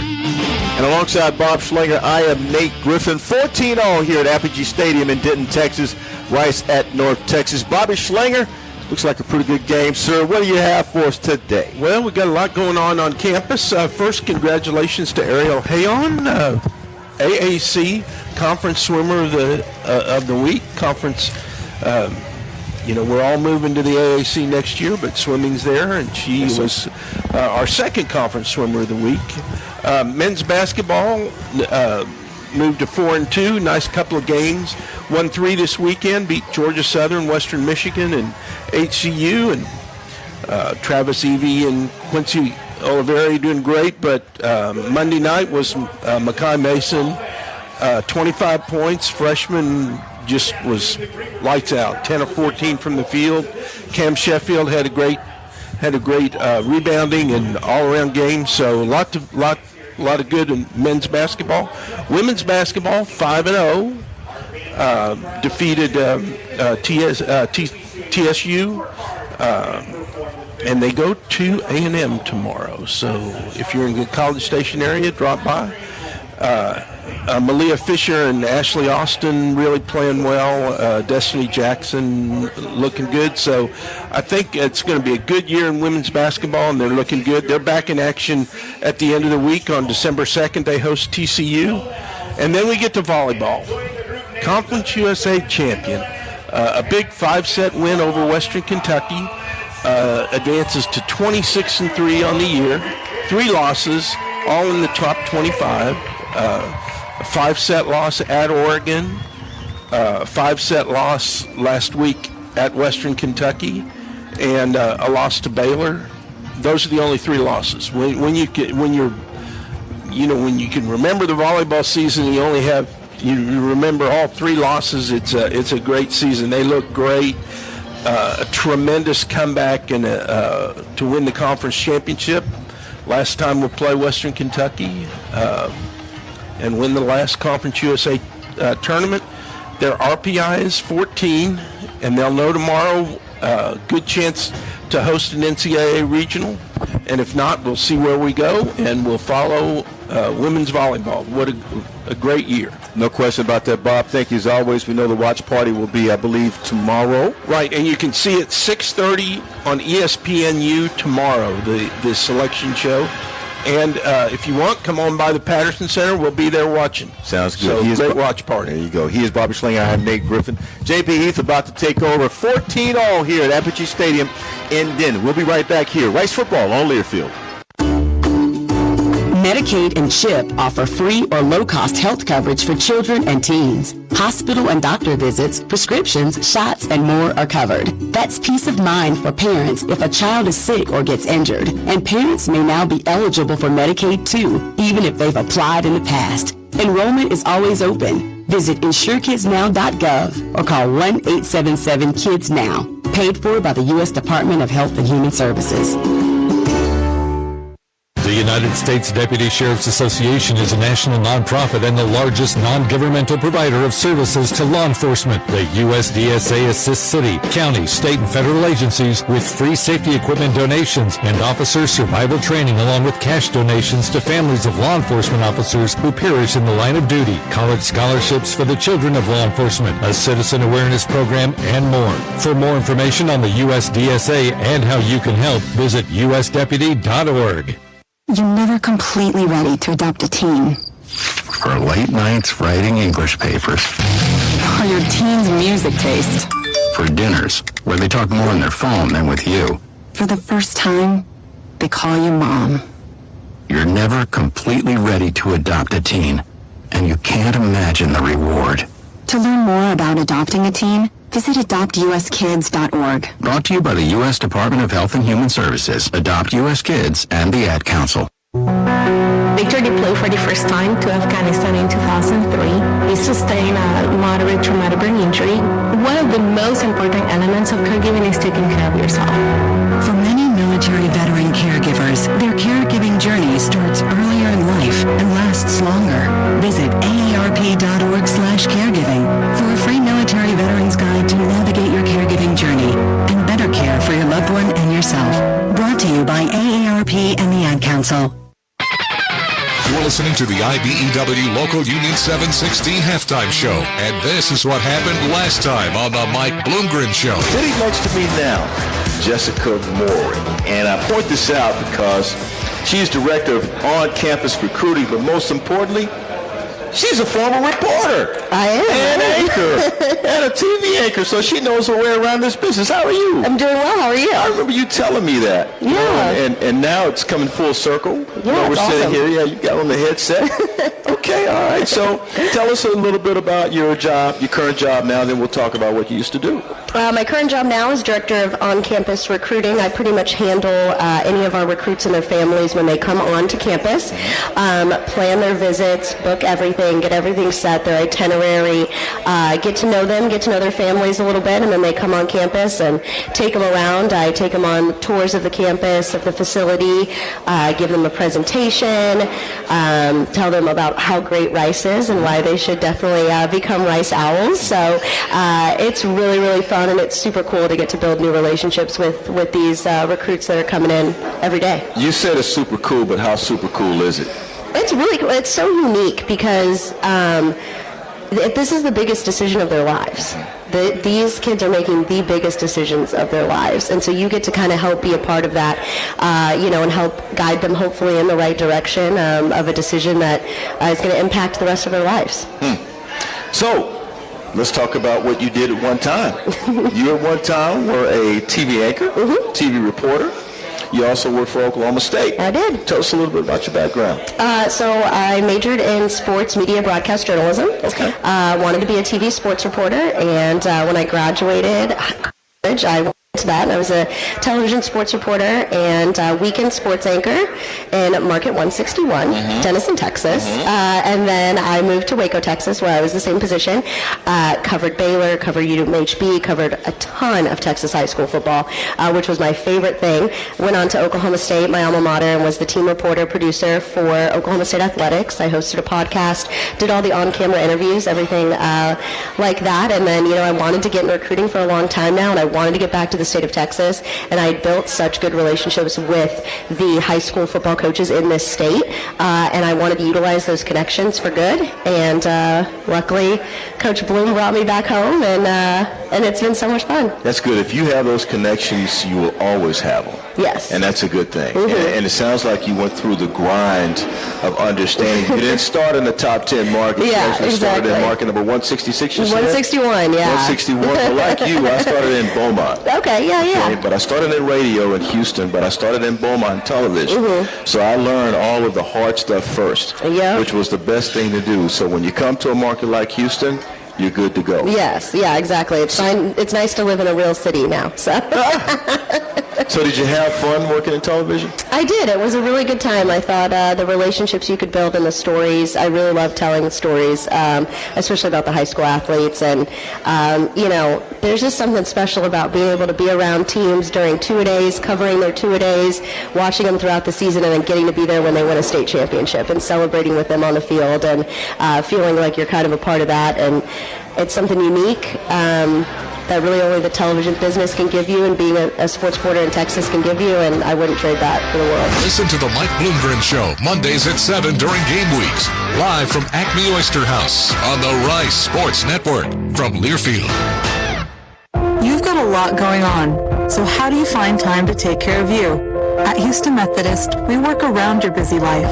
There's same-day primary care appointments, online scheduling to see our world-class specialists, access to all your records through MyChart, and video visits 24/7 if you need urgent care, bringing you Houston Methodist's expertise wherever, whenever you need it. Visit HoustonMethodist.org to find the care you need at locations throughout Houston. Houston Methodist, leading medicine. Build it, price it, own it. Go online and see Shoppers and John Deere's new way to get a John Deere tractor just the way you want it. Google Shoppers John Deere and let your John Deere tractor story begin. Build the tractor you want with the attachments you need to get your work done. Price it, no hidden costs, and financing options available for any budget. Own it, and Shoppers will deliver your John Deere tractor. Build it, price it, own it. It's Shoppers' new way to get the John Deere tractor you want your way. Shoppers, all things John Deere. Big trip on the horizon? Before you depart, you've got to park. The Parking Spot is a simpler, easier way to navigate airport parking, and you can save when you book online. You're guaranteed a spot, and we even pick you up at your trunk in our yellow and black spotted shuttles and take you straight to the terminal. Parking and saving come full circle at the Parking Spot. The Parking Spot, proud sponsor of Rice University. Visit theparkingspot.com to reserve your spot today. Have no post-game plans? You do now. Head down the street to Little Woodrow's in Rice Village and relax over indoor and outdoor games, sports, and drink specials that a college student can't refuse. All you have to do is bring your student ID to enjoy $2.50 domestic drafts. Also, don't miss out on our Thursday college nights, as we've got $2 domestic drafts and $3 shot specials. Follow us on Facebook and Instagram to stay up to date on all of our upcoming events and specials. Little Woodrow's, the official Rice Owls game day headquarters. This copyrighted broadcast is an exclusive presentation of Learfield under the broadcasting rights granted by Rice University. Reuse of this presentation is prohibited without the express written consent of Rice and Learfield. Announcers are provided by Learfield and approved by Rice University. Glancing at things around Conference USA. First off, here in Denton, it's Rice 14 and North Texas 14. In Boca Raton, how about this? Last half minute of the ball game, 24-24, Western Kentucky and FAU. And FAU has the ball at the Western 36-yard line with 23 seconds remaining. So that bears with this game here as that either Western Kentucky or North Texas will be going to the Conference USA title game at UTSA next week. at the half here. I mentioned Rice and North Texas, 14 apiece. They're just getting underway. UAB at La Tech, so nothing to report from there. But out in the West Texas town, that is actually UTEP at UTSA. That's in the covered dome. UTEP trying to become bowl eligible. It's just getting underway. First minute of that one. And the only other game across Conference USA today is Middle Tennessee at FIU. American Conference action, American Athletic Conference action, just getting underway down at Ford Stadium. Memphis is at SMU. Both of those teams are bowl eligible. East Carolina going to the fourth, leads at the Link at Temple, 42-39. Houston hosting Tulsa tonight. Tulane yesterday defeated Cincinnati by 27-24 score. Was that Thursday? I think, they played that one yesterday, I believe. But Nate, what say you across your sphere of things? Well, we're watching the Michigan-Ohio State game right now with about 5:50 remaining in the game. Michigan's, 38-23. That's a 15-point lead. So you got 15 points you got to make up in 5 minutes and 20 seconds against a desperate Michigan team that wants to get to number 2 in the CFP. So we're keeping our eyes on that one. Georgia, all over Georgia Tech today, 37-14. Make no mistake, Georgia is the best team in the country right now. And 38 seconds remaining. South Carolina at number 8 Clemson, trying to pull off the upset, 31-30, with only 38 seconds remaining in that game. Other games talk about Auburn's at Alabama tonight. Now we're coming up. That's about to start. Coming up at 2:30. LSU at Texas A&M. That game is tonight. Notre Dame at USC. These games bear watching because of the CF poll, and of course with the season winding down, these teams trying to get to the top 4. Yeah, don't forget, speaking of TCU top 4, and Iowa State. Yeah, that's going to be down at Fort Worth. Stay tuned. Second half coming up next. Rice 14 and North Texas 14. We'll go over some numbers of that first half when we come back. It's Rice football from Learfield. Rice fans need a place to stay while watching your Owls play ball? Located just steps from campus is the Hilton Houston Medical Center. Visit us today at houstonplaza.hilton.com or call 713-313-4000 to get that special Rice discount. Again, that's houstonplaza.hilton.com or call 713-313-4000 to get that special Rice discount now. Flight by Yingling, the next generation of light beer. For those who don't follow trends, but craft them. Flight by Yingling is uncompromised refreshment from America's oldest brewery. With only 2.6 grams of carbs and 95 calories, this is premium refreshment. 6 generations in the making. Don't just raise a glass, raise the bar. Flight by Yingling, the official beer partner of Rice Athletics, and now available for purchase everywhere in Texas. The Yingling Company, Fort Worth, Texas. Please enjoy responsibly. Your one-stop for all college sports is the Varsity app and the brand new Varsity Network website, thevarsitynetwork.com. Keep up with your favorite teams and the rest of college sports, no matter where you are, with thevarsitynetwork.com. Live and on-demand broadcasts, your favorite college-centric podcasts, with stories and video around college sports and your favorite teams. Be sure to download the Varsity app and check out the brand new Varsity Network website, thevarsitynetwork.com. Join us each Monday of a game week for the Mike Bloomgren Show from Acme Oyster House. It's at 1201 West Hyder. It's aired live at 7 o'clock on the Varsity Network app, riceowls.com, and the Owls Game Day app. Coach and I will recap each game and preview the Owls' next opponent. Players and assistant coaches also join us throughout the season. And get this, it's also streamed live on the Owls Facebook and YouTube channels. The Mike Bloomgren Show, 7 o'clock every Monday of a game week at Acme Oyster House.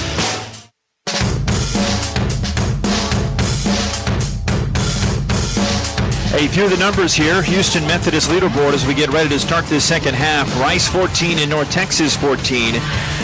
265 total yards for those Fighting Owls from South Main. 236 for North Texas. Owls have held the North Texas haunted rushing game to 42 yards. Owls only have 70 rushing yards themselves, but 195 first half passing yards from A.J. Padgett, his first career start. Rice 3 of 6 on third downs. North Texas 5 of 9. Owls converted a big fourth down conversion earlier Both teams 2 penalties for 20 yards. And average yards per play, Rice 7.8 and North Texas 6.6. And those are the big team stats right now. Montgomery, the Owls' leading rusher, 26 yards on 194 passing for North Texas. Well, what I see, a couple things. You mentioned the penalties. Both teams 2 for 20 yards. And right now, Rice not making any critical errors other than the ones they made earlier in the game. I'm not going to even mention them anymore. I'll hold you to that. As Thompson back to return this kick. You can catch us on the Varsity Network app, the Rice Owls Game Day app, riceowls.com. We have our In the Booth feeds, YouTube and Facebook. Hello, folks. This is one of our favorite venues here at Apogee Stadium. We'll get a second half early check-in from Jason Metco into second as this one is spinning down over the right shoulder of Thompson to this near corner. And we have a touchback to start the second half of things in a 13-14 game. Metco, A, how's the conditions? And 2, the mood from here seems like drastically different in the second half for Rice. Let's go with A first. A is like it was last week against UTSA now. Spit and rain, the wind is picked up, it's miserable. B, the mood, much more jubilant here. They came out of the locker room on fire. I like the chances, guys, especially like Bloom said, if they can clean up third down, got a good chance to pick up the W. It is Cam Montgomery's series to start the second half. A.J. Padgett puts his wrapped wrist in front to take the snap, and he hands to Montgomery, bangs his way out the big fellows Brown and Jackson, and slithers his way up to the 29-yard line for 4 yards. K.D. Davis helping out as well with Roderick Brown.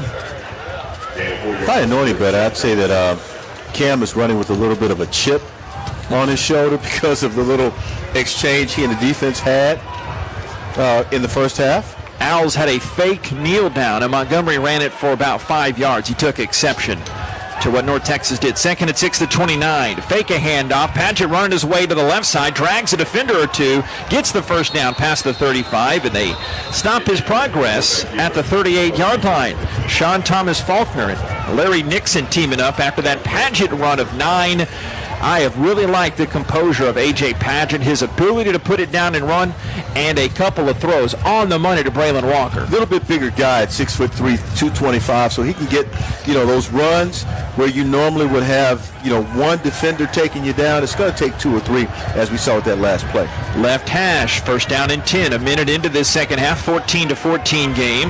Padgett gun, little high snap, gives to Montgomery, shimmies his way around the left, cuts his way back up the middle, and he gets slammed down at the 43-yard line. Got 5 yards. Larry Nixon was the one doing the slamming. Had a team-high 9 tackles at UAB last week. Second down and 5. Yeah, Cam is definitely running angry. There's no doubt about it. I'm not quite sure what C.J. Anderson said to him. He probably told him, look, take your anger out on the floor, out on the ground when you're running the football out there. Run through somebody, run over them, but take your anger out on the ground down there. Let's see if we can't gain some yards. Second and 5, 13-16 to this third quarter. Bowden Groon in there as the tight end just off the line to the left. Esdale right, Rosner left. Second and 5, handoff Montgomery, big hole to the left. They cut down immediately. Mason Richards and others. He still got enough for 6 yards in that Owls first down. 48-yard line, they say 5, but still move those chains to the far way. First down, Rice out. Nice cutback by Cam Montgomery, and certainly he's showing you what he can do with his speed and with his feet. Juma Ottaviano in there in the backfield for the Scholars. First down up near midfield. Opening couple minutes of this second half. Rice 14, North Texas 14. Shotgun Padgett, twins right. They crowd 7 in the box. Here's the snap. Padgett wings it right side, but it's wide of Esdale. It skips incomplete at the 49-yard line. Appeared a Texada there near Sky in coverage. Second and 10. The 48. A.J. Padgett making his first career start. 23 miles from his high school, Frisco Reedy, the Lions. And 13th different starting quarterback at Rice since 2017. That's a high in the FBS, but said Drew Brees was his favorite quarterback before he retired. Now he's an Aaron Rodgers guy. He said a lot because people say I play like him, the way I throw. told us during the week. 2nd and 10. Back to Pat. No, he hands it off to Ottaviano following a slew of blockers. Jack Brownlee and others out around the right end. They penetrate into North Texas territory around the 47-yard line for 5 more yards. Larry Nixon making another tackle. What a block by John Hughes pulling around that right side. Guys playing well. And right now, offensive coordinator Marcus Tuiasosopo doing a good job of calling plays for this right side. That's the way you play, though. When it's 14-14, you play with a little bit better aggression. Owls 3 out of 6 on 3rd down so far. Rosner out to the left, 3rd down and 5 at the North Texas 47, the right of midfield. Here's Padgett shotgun, hands to Ottaviano, springs his way up the middle, and he'll come nowhere close to that 1st down. Even didn't get close to the 45-yard line, only got a yard. Enoch Jackson there waiting for him, a Mansfield kid, Arkansas transfer. And looks like the Owls will come on and punt, yes indeed. Wow. Points in the game, especially when you get the ball to start the second half, you're kind of hoping you can get some 3rd down conversions and turn them into 1st downs and get something out of it, but not this time. Roderick Burns back to return this punt. Stands at his own 10-yard line. Hunt, the punter, about to take the deep snap from Mr. Tholen. Comes back a little bit to his right. He will kick it high, and he'll kick it deep. Goes well over Burns' head. Skips at the 10 and takes a right turn, knocked down by the Owls, and they will down that at the 7-yard line. 39-yard punt. Good job by the Owls. Johnny on the spot, stopping that one. And North Texas will start deep in their own end as we have a timeout on the field. 1st down coming up for the Mean Green. Rice 14 and North Texas 14. 11:09 to the 3rd. This is Rice football from Learfield. Flight by Yingling, the next generation of light beer. For those who don't follow trends, but craft them. Flight by Yingling is uncompromised refreshment from America's oldest brewery. With only 2.6 grams of carbs and 95 calories, this is premium refreshment. 6 generations in the making. Don't just raise a glass, raise the bar. Flight by Yingling, the official beer partner of Rice Athletics, and now available for purchase everywhere in Texas. The Yingling Company, Fort Worth, Texas. Please enjoy responsibly. With MyFit Foods, meal planning isn't hard. We've got options on options for ready-to-eat meals. It's no secret why MyFit Foods is the best choice for meal prep. We have the best products, price point, and people dedicated to serving you. Stop by our store, only a mile down the road from Rice University, and fuel your body the Rice way today. MyFit Foods. Give a fit.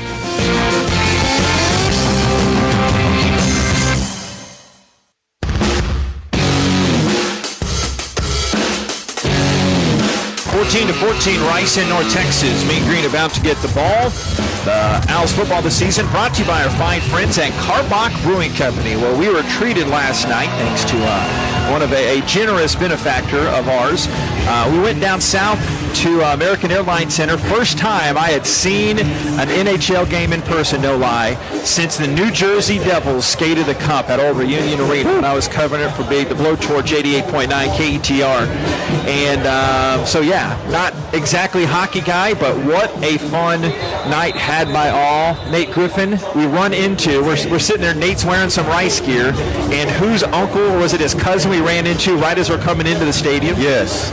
The arena? Help me out. It was Jeremy Addington. Okay, sorry. I thought uncle. Yeah. His uncle. The guy actually, this is God honest truth. The guy mistook me for Warren Moon. I don't know how he did that, because Warren Moon is a handsome, good-looking dude. And we'll get back to it. Yeah, they have a game interrupting our story time. We'll hear from Jason, too. Had a really fun time. Ragsdale, the back now, is on the snap. They start deep in their own end. A handoff, and Ragsdale plows his way to the right, runs over an Owl defender or two, crossing the barrier of the 10-yard line up near the 11. Again, about 3, maybe.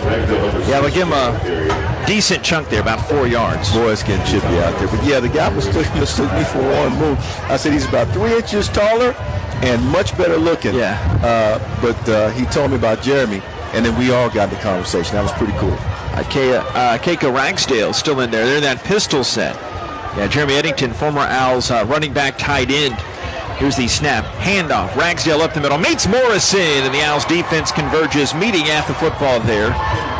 bring him down at that line of scrimmage. No gain. 3rd down and 6 coming up. But since the Owls are playing good defense right now, I think I can mention that thanks to our benefactor Bob for last night's hockey game, that was tremendous to be in there, and it made me realize how badly Houston really needs hockey.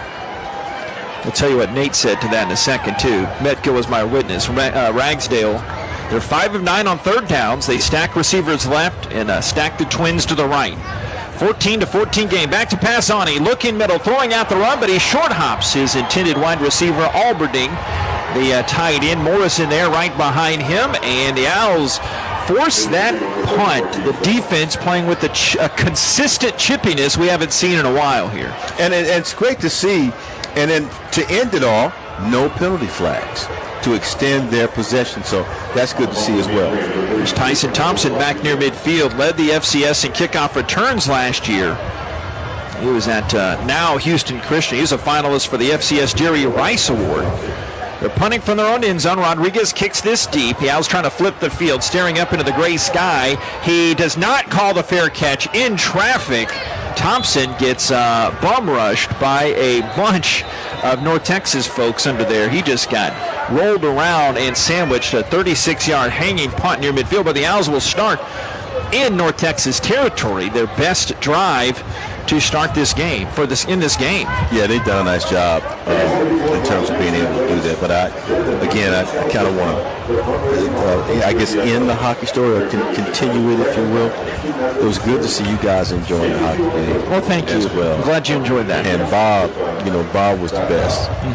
Bob had some good lines last night. Yeah, Metco give me some pointers. We'll get to that after the break, too. But 9:41, Owls get the ball back in North Texas territory, tied at 14. This is Rice football from Learfield. Whether running a marathon or walking your dog, every movement matters. But when you're in pain, simple activities can feel unbearable.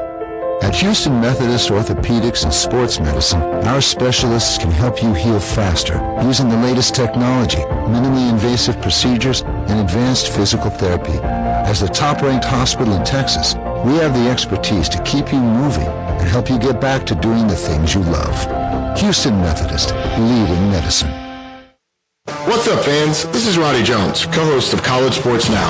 We're breaking down all the action from around the country weekly during the football season. We'll look beyond the box score and keep our finger on the pulse of college football from September all the way to the national championship game in January, from the East Coast to the West Coast. Listen all season long on Apple Podcasts, Spotify, or wherever you love to get your podcast. And while you're at it, be sure to give us a follow along on Twitter at CSNowTweets.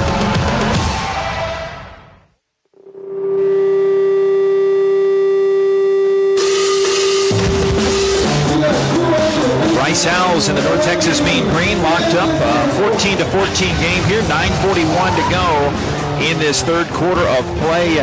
Huge game right now that's just come to completion. Western Kentucky has defeated FAU 32-31. The Hilltoppers become the biggest Owls fans now. I'm sure we'll have a bunch of listeners and or viewers in, as that's a mammoth one. I'm sure the North Texas Mean Green folks kind of sunk in their chairs a little bit, but they could still get in if they defeat Rice to get into the conference title game. Two big finals from the top 25. One of them, South Carolina at Clemson. They beat them 31-30.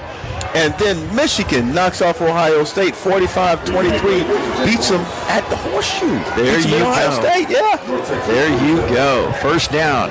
Michigan taking that series now. It's at 2 years in a row. Snap Padgett, hand west, up the middle, lowers the shoulder and the boom, and he dips and ducks inside the 45-yard line. You got a couple there. Larry Nixon and Enoch Jackson combining on that tackle. Second down and 8 at the 45. North Texas always has a good defense, but you know what I'm really kind of happy about today is watching the Rice House offensive line come to life today. They have come to life today. Shea Baker leading the way. They have really come to life today, and now they're gaining and getting the leverage they need to be able to run well. Owls 2 tight ends, hands down to the right, Bradley and Grun. 9 minutes to go. Snap, keeper, Paget, right side 40, first down 35, in between the hashes and the numbers near that CUSA logo to the 31. He got 14. Sean Thomas Faulkner there, the safety, running him down. Paget can scoot it. We knew the scouting report from him. He's very athletic, but he can boogie. See how big the hole was? That's the offensive line. They're creating those holes, and he's securing the football too. If you watch him run through those holes, he's making sure nobody punches that ball out of there. So great job by the offensive line, great job by Paget. Cam Montgomery in there as the back. Paget, young guy, signed December of 2021. Two-time All-District 5-5A nearby. Snap, handoff Montgomery, running to the short side right. He got flagged down in the backfield by the big fella, Tom Trebe. Transferred from the College of DuPage. A rarity for Montgomery, gets brought down for a loss. Second down and 11 coming up. Well, 5's a big boy. You know, you watch him, he's 6 feet, 275. He's close eyes. He didn't have a foot on the scale, too, I bet. But no, he's bigger than that. He's a big boy. I've seen 275 many times, yes. I tell you. All right, second down and 11, under the 8-minute mark. 14-14 game here. It's Rosner and Esdale trot out to the left. West the back, hands on his knees. Owls white jerseys, blue pants, silver helmets. Paget shotgun. Line of scrimmage to 32. Takes the snap. Play action. Paget looking to go deep. Does he go to Walker again? No. Esdale left sideline. Puts it on the money. He got it at the 17-yard line. What a catch. 15 yards down the left sideline. And Whitlock there in that coverage. What a play. You call that back shoulder? That was more of an out route, really. That was an out route towards the boundary, far side, and just a good pattern, but a better throw that time by Paget. Paget is putting the ball on the money for the receivers, helping them to beat them, and that's a good job by him. Paget 10 of 15 for 210 yards. Had that tutty to Raylan Walker. That's a story we didn't focus on at the half, but Walker, first career game in his first career snaps. Back to pass, Paget looking left, decides to roll out to the right side, just airmails it ahead of Giovanni Johnson and out of bounds. Outside the box, ball cross the line of scrimmage. Thank you, Mr. Ardito. We appreciate it. We really do. It went by the North Texas cheerleaders. Second and 10, the 7:01 mark, tied at 14, third quarter. Rolled him out that time, short field though, so you got to kind of get the ball to the receivers a little sooner. I'm sure he saw Rosner that time. Rosner was running a seam route and was open for a hot second, but you got to be able to get it to him right now. Rosner to the left, receiver right is Esdale. Ball's in the left hash, second and 10, the North Texas 17. You got Bradley and Grun as the tight end. Snap, handoff, and it is West plowing forward to the right side, but he got downhill, still gained about 3. Across that 15-yard barrier, Kadrian Johnson from nearby Louisville, just by the lake, and Abilene Christian transfer to tackle. Third down and 7. Well, I'll tell you what, you want to get something here. Third down and 7, but it needs to be a play along the boundary, along the sideline. If you don't hit it in the seam, you got to be able to get something here. Let's see who they line up outside. I'll tell you all you need to know, JP. Well, Rosner left. We got some safety help up top. And you got Esdale to the right. Third and 7 to the 14. Owls on third downs today, 3 of 7. North Texas, bottom 7 in the country in third downs. Mike Bloomberg comes sprinting on the field, calling a timeout to the field judge to the far way. And I think Uriah West, he was on the wrong side there. And I don't mind taking that type of timeout, especially on a third down like this. That wheel route was there. If he's on the other side, it's there. And that's why Bloomberg came out. This is a sure touchdown, depending on the play they call. They could run that play again. And based on the way they were lined up defensively, I'm not sure if North Texas would have picked it up. They were running it too deep, but they had one man deep in the middle of the field. 6:13 to this third quarter. Rice 14, North Texas 14. Back after this, it's Rice football from Learfield.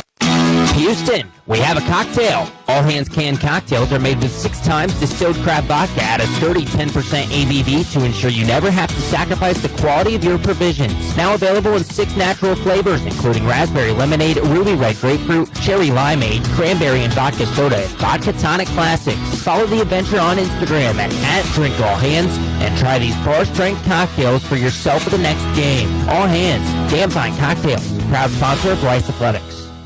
Buy the best for less at Shoppers. Shoppers has the lowest prices on John Deere tractors. Don't leave money on the table with the best tractor at the best prices of the year. Shoppers makes it so easy with just a few clicks at our website. We dare you to compare. Go see our specials by Googling Shoppers at SHOPPAS. Build the tractor package of your dreams with our Build It, Price It, Own It tool. And we'll deliver your John Deere tractor for free. The best for less at Shoppers. All things John Deere.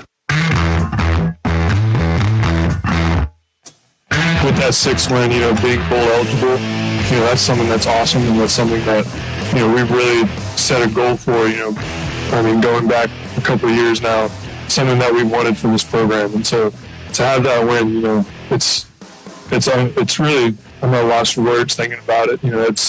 We've come so far, and it's a great team that really is capable of doing it. And so, that's our focus this week is, North Texas getting that win, being bowl eligible, and it'd be an amazing win, to say the least. Jack Bradley on the importance of finding that 6th win to become bowl eligible. 6:13 to go, 3rd quarter from Apogee Stadium. It's now raining pretty good, JP, and Nate tied at 14. Rice moving the ball well on the precipice of taking the lead, John Paul. I would not mind that whatsoever. Knocking on that door. They're inside the red zone. 14-yard line. Uriah West is the back. He's getting some steady run, and Rosner wide to the right. 3rd down and 7 at the 14. 6:13 to go, and they finally let him play. Gruen, tight end, flanked out to the left. They put West on the right side now. Kind of like that. Here comes Padgett, waiting for the snap. He gets it back under the lights, takes it on the right knee, looking right, throwing right. Ball is dropped at the 10. And I don't think Esdale would have gotten the first down for what it's worth. Owls might be in field goal range. Opportunity right now here is Whitlock there on the coverage. Yeah, that looks like what's coming. We know that Van Sickle did this one earlier, but now's a chance for him to redeem himself and get this field goal. And it looks to be about a what? Add 10 to it, 7. Carry the 9, looking at 31. 14 and 7.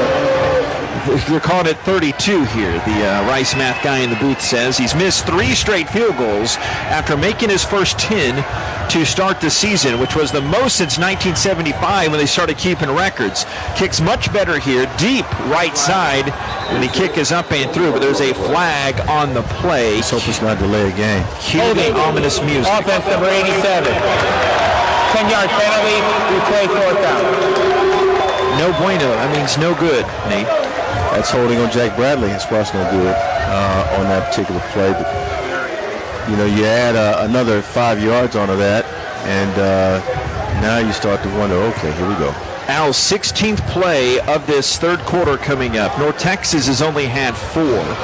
Does this take you out of field goal range, knowing he's missed 3 field goals in a row, 2 of those 46 yards? The last one was 37 and attempted 32. This will be 37. Should be able to make that. Yeah, 42. 42? Again, carry the 9. Us doing math is dangerous, folks. Yeah, really. Doing math. We got the math guy across the window to my right. Dad's in the house. 4th and 17, 41-yard field goal. Trouble with the snap. Mendez puts it down. The kick goes wide to the left.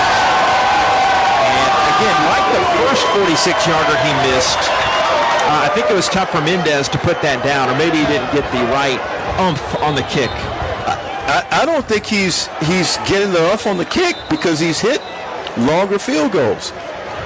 He's hit a 42, right? And it shouldn't be a problem, but apparently there was a problem with the snap and the hold. 6 minutes to go, 3rd quarter. Anybody's game right now. North Texas 14 and Rice 14. Yeah, this is what you call a momentum swing right here in favor of North Texas. But now Rice needs something good to happen. Ani out of that shotgun. A tight end in motion, Roberts. Ragsdale the back. Snap Ani. Roll to the left. Toss out of the backfield to Ragsdale at the 25-yard line near sideline. Conti there with Chamberlain to ride him out of bounds. And they'll mark that upfield for give him about 4 on that play, maybe 3.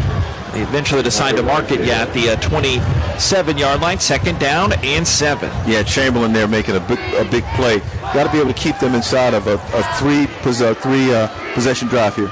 Gums, the H-back in motion, snap, and an end around to the right side to Shorter on that toss, and he will turn his way around the right end up to the 30. Owls did a good job of cutting off that corner. Gabriel Taylor, along with George Nyaqual, teaming up on that tackle for the Owls at the 31-yard line. Well, if you can force a punt here, you'll be in really good shape. You take the momentum right back. This is 3rd and 3, so this is a big third down here. North Texas 5 out of 10 on their third downs, 5th in the league, coming in at 43%. They stack a couple of receivers either way.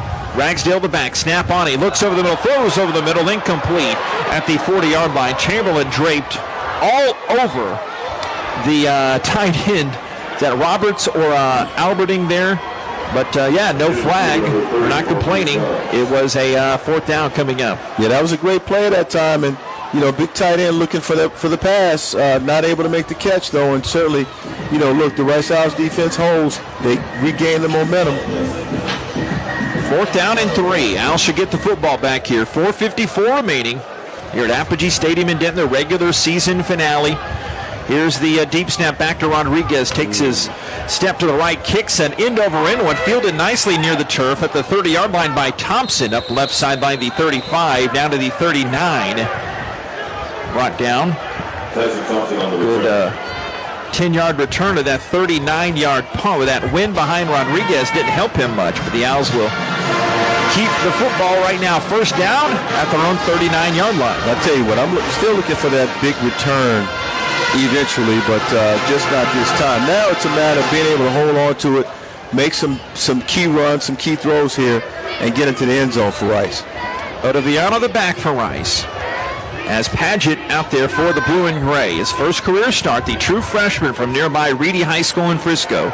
10 of 17 for 210. Snap, handoff, Ottaviano. Across the 40 to the 41. He got 2.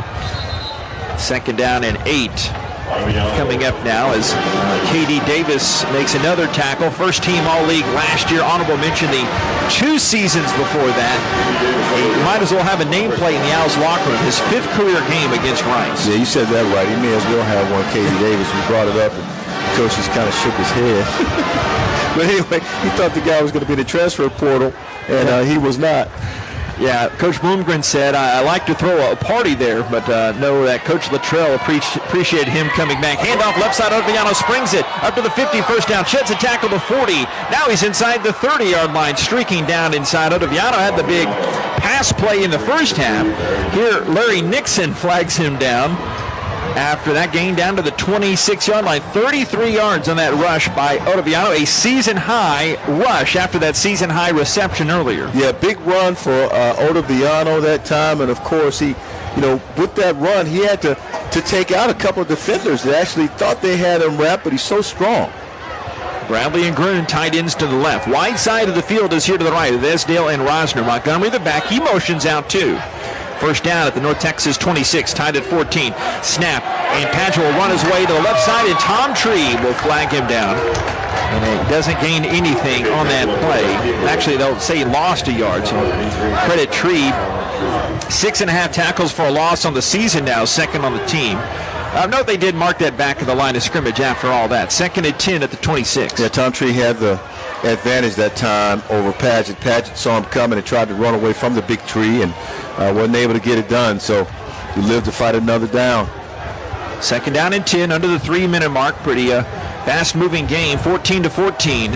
Owls, no scoring in this second half. None for North Texas either. Esdale in motion behind Paget.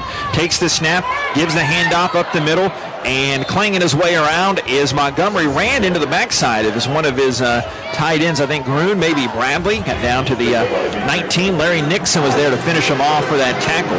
3rd down and 3 coming up. Looked to be Gruen. He was running behind that time on the replay, and certainly Cam doing a good job. He's running with a bit of a chip on his shoulder still. I think he's still mad. He wanted to get after somebody in the first half. Owls total offense this second half. Owls 101 this quarter. North Texas just 11. 3rd down and 3. The 19. Ottaviano the back to the left of Paget. Receiver right is Esdale. Shotgun snap. Paget hands it to Ottaviano. Skips his way around the right end. Gets bumped in that forward lane we talked about. That extra effort gets him the 1st down. Inside to the 15. He got 4 yards Just like that. Sean Thomas Faulkner from Easley, South Carolina in the Citadel brings him down. But the Owls have a first down in the red zone. Lots to be excited about, especially, when guys are running the ball as well as Juma Otoviano. You have a nice triumvirate of guys running the ball well today. Cam Montgomery, Otoviano, and Uriah West. So they're doing a nice job there. Owls have stalled some in the red zone the last few weeks. They were up there tops few in the country, but now fifth in the league, 83% on their scores in the red zone. First down the 15, snap, handoff. Otoviano behind a convoy of blockers. Runs behind the right side, and Hughes springing him. Texada flags down Otoviano inside the 5. He picked up a first down. He got to the 4-yard line. Maybe they might even give him the 3. First down, and there's a down North Texas player on the field. Nice job that time by Otoviano with the run, a little bit of a cutback. Once he found out where his blockers were, he followed them well. And you wonder why the Rice Owls running game is working so well today. You have all three guys, but Padgett, the way he's handing the ball off, he's making it easy for his guys to be able to run the ball. He got a man down, and it is number 44 down right now. That's Mason Richards from Burleson in Eastern New Mexico Greyhound.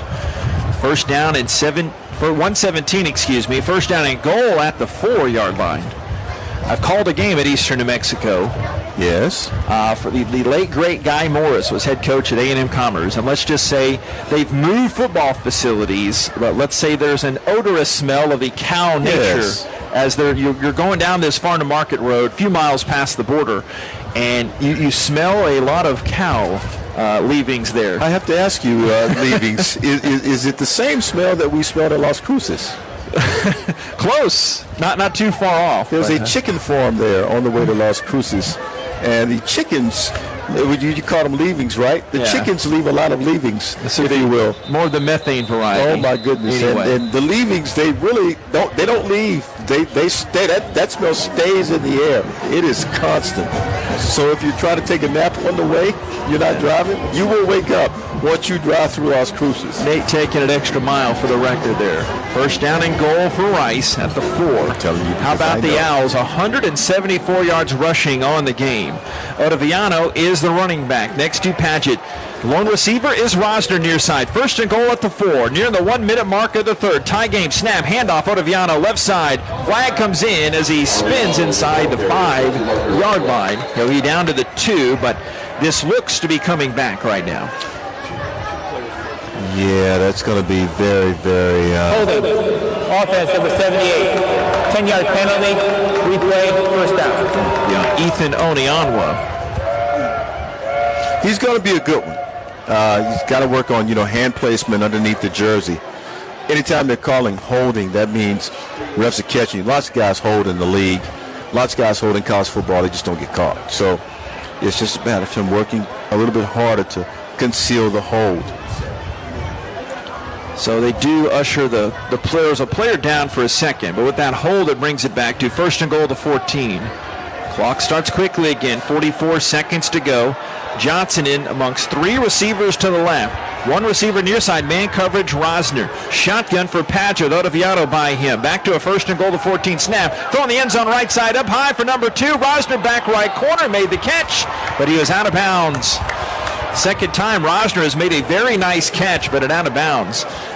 So now second down and goal on to the 14. field is an incomplete pass. Second down. You got a couple guys defending down there, and you look at who they are. And I'll tell you what, number 1, Texada is one of those guys defending down there, and you've also got Wilson defending down there. So tough for them to defend against a guy who's 6'5" when they are 5'8" and 5'9" respectively. How about the Owls today? 384 total yards to 247 for North Texas. West in the backfield. Esdale in motion. Snap. Padgett running to the left, and that was sniffed out. Owls could not hold the block as Padgett is brought down at the 15 by the one and the only K.D. Davis. They might have a statue for him just for his games against Rice in his career. That's how dominant he's been.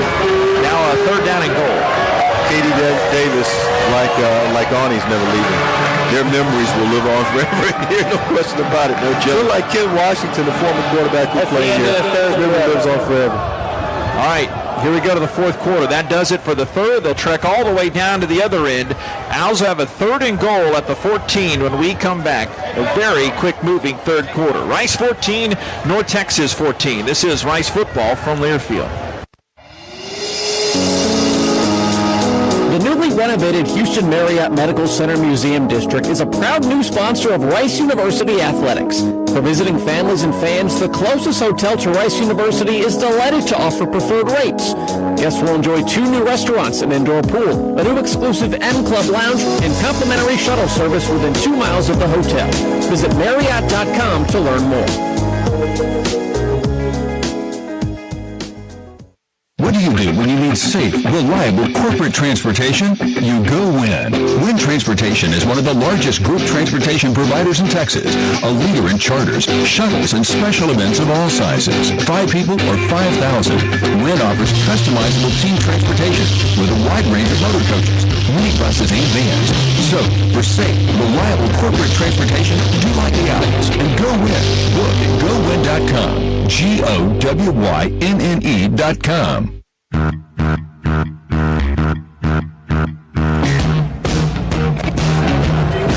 Starting the fourth quarter here, Rice Owls and the North Texas Mean Green locked up in a doozy, 14-14.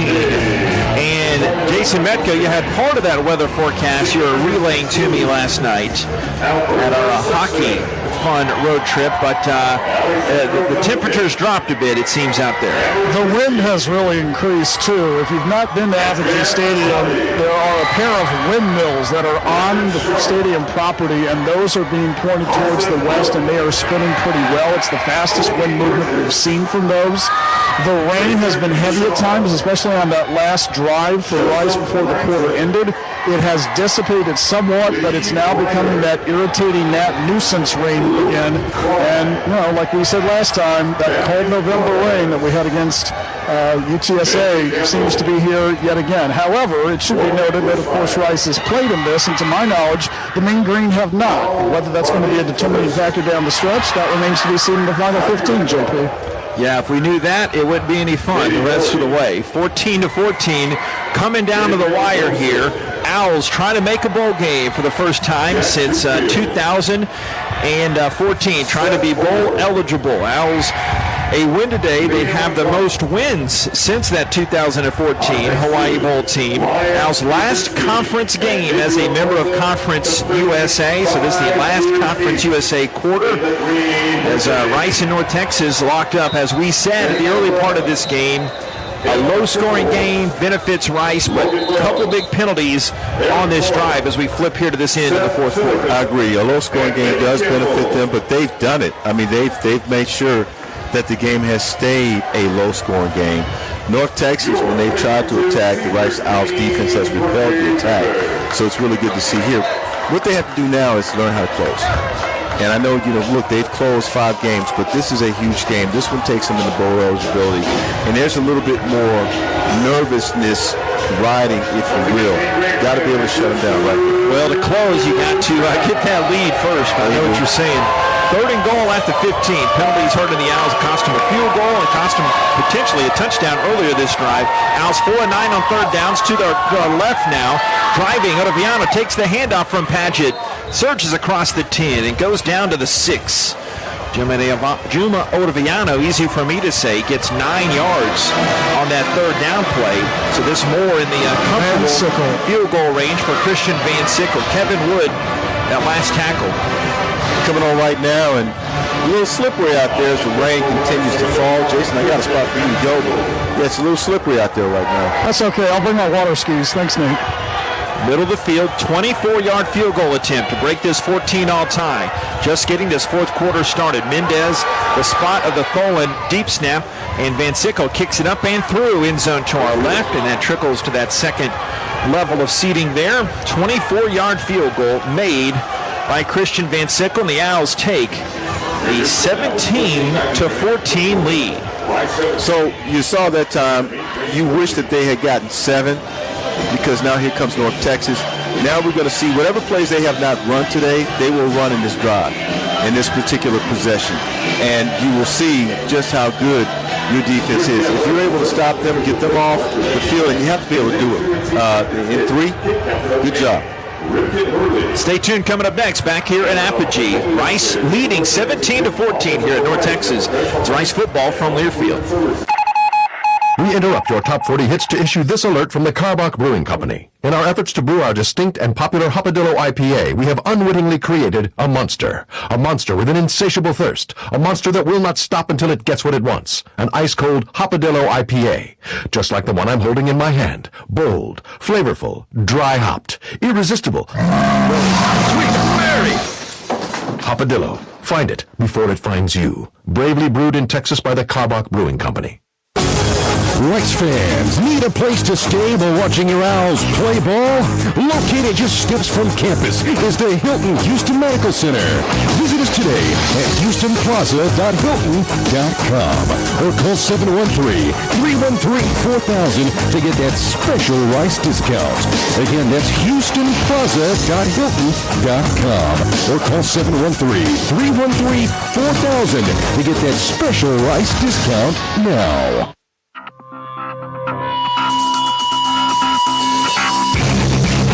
JP Heath and Nate Griffin and Jason Metco down on the sidelines. Rice Owls have taken the lead in this game. They now lead 17-14 on the strength of a 10-play, 55-yard drive to 5 minutes and 24 seconds, according to Bobby Schlinger. 24-yard field goal by Christian Van Sickle. The Rice Owls finally have the lead. I would have rather see them get the 7, JP, but the fact that they didn't turn the ball over, a couple of things. What do you think? No, I agree. I would rather have 7 than 3, especially in that case. Yep. Because you know they're going to come out. Whatever plays they have not run today, we're going to see them run now. And they're going to come out with a little bit of aggression, a little bit of urgency in this next set of plays. How about this defense, the second half for Rice? North Texas in the third quarter. This will be their first drive to start the fourth quarter. They had 3 plays, 4 yards, 3 plays, 7 yards, 11 yards of total offense this second half for North Texas. Don't blame me. I did not write it down. As Shorter looks up into the raindrops and goes down to put his right knee down on the E in Texas in that green painted end zone with white lettering. Yeah, not a heavy rain, but a lot cooler conditions down there. The third game out of the last 4, and the Owls playing in some November-like conditions here. As the old man, Austin Awney, comes out there, I say that affectionately. Very mature kid, Mike Bloomgren saying that you can see that little like Mason Fine rallying the team with his leadership ability, and North Texas needs this at this time. Let's see if the Owls can keep up this fourth quarter defense. First down play, running to the left side. It will be Johnson around the end. They give it around that left side. No gain, though. They string the running back out wide to the right. All apologies with the backs. Hard to see the green numerals and the black jerseys with these middle-aged eyes. Well, that was a nice job there by Chamberlain, who came up, and he stayed on his block, but knew he had to come and make the play. That was just a good hit. And Dorian Morris, who also is not on the depth chart, made that last run, but no gain. Second and 10, snap. Give up the middle, run to the 30, 35, Ragsdale to 40. Got Nyquil to beat around the left end, and he gets him out of bounds at the 39-yard line. They're a running team, and they get their best running play at the time when they need it most around that left side for a game-high 36-yard run for Ragsdale. Zero hole. He hit it and was able to get his foot planted in the ground and take it up the field. Rice 17 and North Texas 14 here in this third quarter. Snap. Awney hands it left to Ragsdale, and he spins his way around the left end, gets downfield for 4 more yards before big Trey Schumann. He's also coming back close to home. Burleson native, playing in his 6th year. Second down now, and a long 5 coming up. Well, you need a big stop. You knew that they were going to get a big play or make some calls they hadn't made all day long, and they got a big play that time. You called it, too. You knew they would have something like that. Johnson, the back, takes the handoff from Awney, plows his way up the middle, has to get inside the 30 for the first down. He is stopped at the 31. Got still 4 or 5 yards going downfield. Well, I love it when the big guys are out there talking trash like Blake Bates. He's out there talking smack. I mean, you know, when you dominate, you can talk smack, and then when you're not dominating, you try to want to put a plant a seed, I'm coming, and get some guys' attention. North Texas, they don't seem to be rattled at all. Isaiah Johnson, the Lubbock back there, takes that handoff, runs up the middle, he sprints past the 25 to 20, inside the 10-yard line, safety help. Great open field tackle made by George Nyaqual at the 8-yard line. He was the lone defense trying to get a touchdown, and Isaiah Johnson matching his jersey number with a 23-yard run, and Nyaqual after that tackle, he is down on the turf. He is sitting up and around that 7-yard line. Same play, JP. Same play they ran to get the big gain just a moment ago. They ran it again, and it worked. And usually that doesn't happen, but if it works the first time, it might work a second time. First and goal at the 8 coming back. We have a break on the field. 12:04 to go. Rice 17, North Texas 14. But the Mean Green are driving. This is Rice football from Learfield. Doubletree by Hilton Houston Medical Center Hotel and Suites is the preferred hotel for anybody visiting the Medical Center, the Museum District, or Rice University. We offer the largest suites in the Medical Center, complete with full kitchens, and our full-service restaurant and outdoor pool will make your stay complete. We look forward to having you experience the Doubletree by Hilton Houston Medical Center Hotel and Suites soon. And if you need a group rate or 10 or more rooms, don't forget to call 713-528-7744. That's 713-528-7744. Big trip on the horizon? Before you depart, you've got to park. The parking spot is a simpler, easier way to navigate airport parking, and you can save when you book online. You're guaranteed a spot, and we even pick you up at your trunk in our yellow and black spotted shuttles and take you straight to the terminal. Parking and saving come full circle at the parking spot. The Parking Spot, proud sponsor of Rice University. Visit theparkingspot.com to reserve your spot today.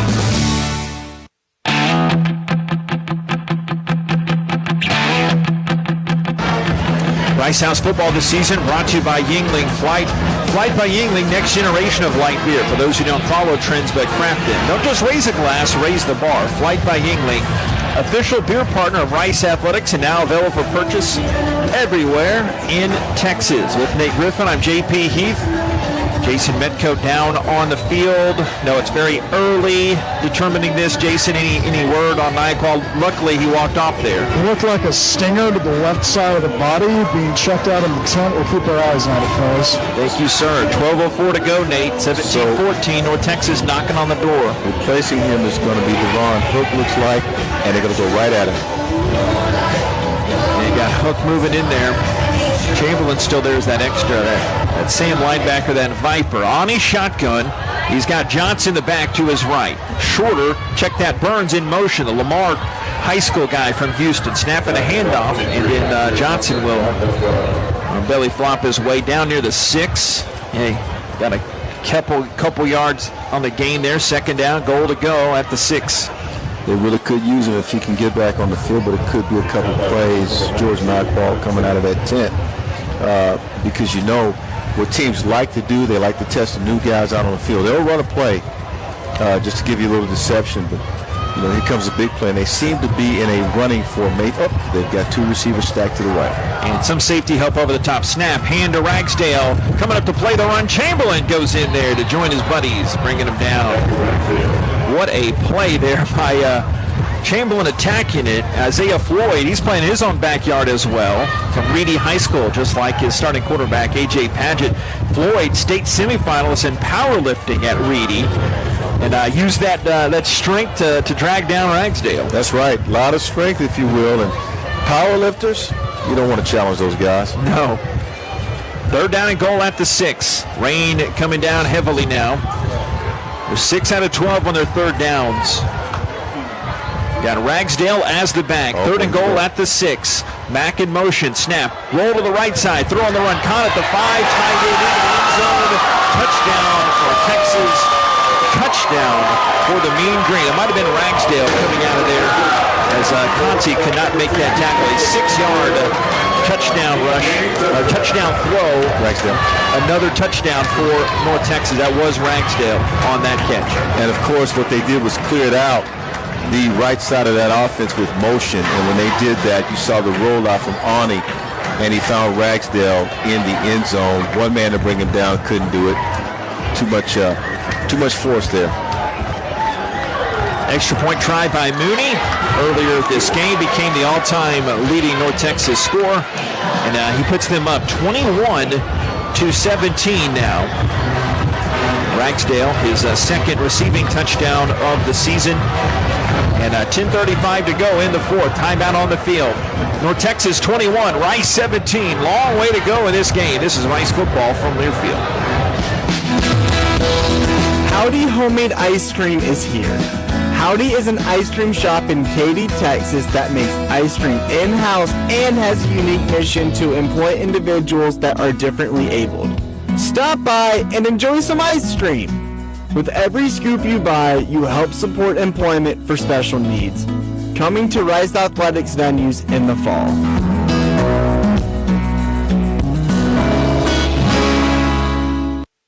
Hey fans, this is Wayne Cook, co-host of College Sports Now. We're breaking down all the action from around the country every week during the football season. We'll look beyond the box score and keep our finger on the pulse of college football from September all the way to the national championship game in January. Listen all season long on Apple Podcasts, Spotify, or wherever you'd love to get your podcasts. And be sure to follow along on Twitter at CSNowTweets.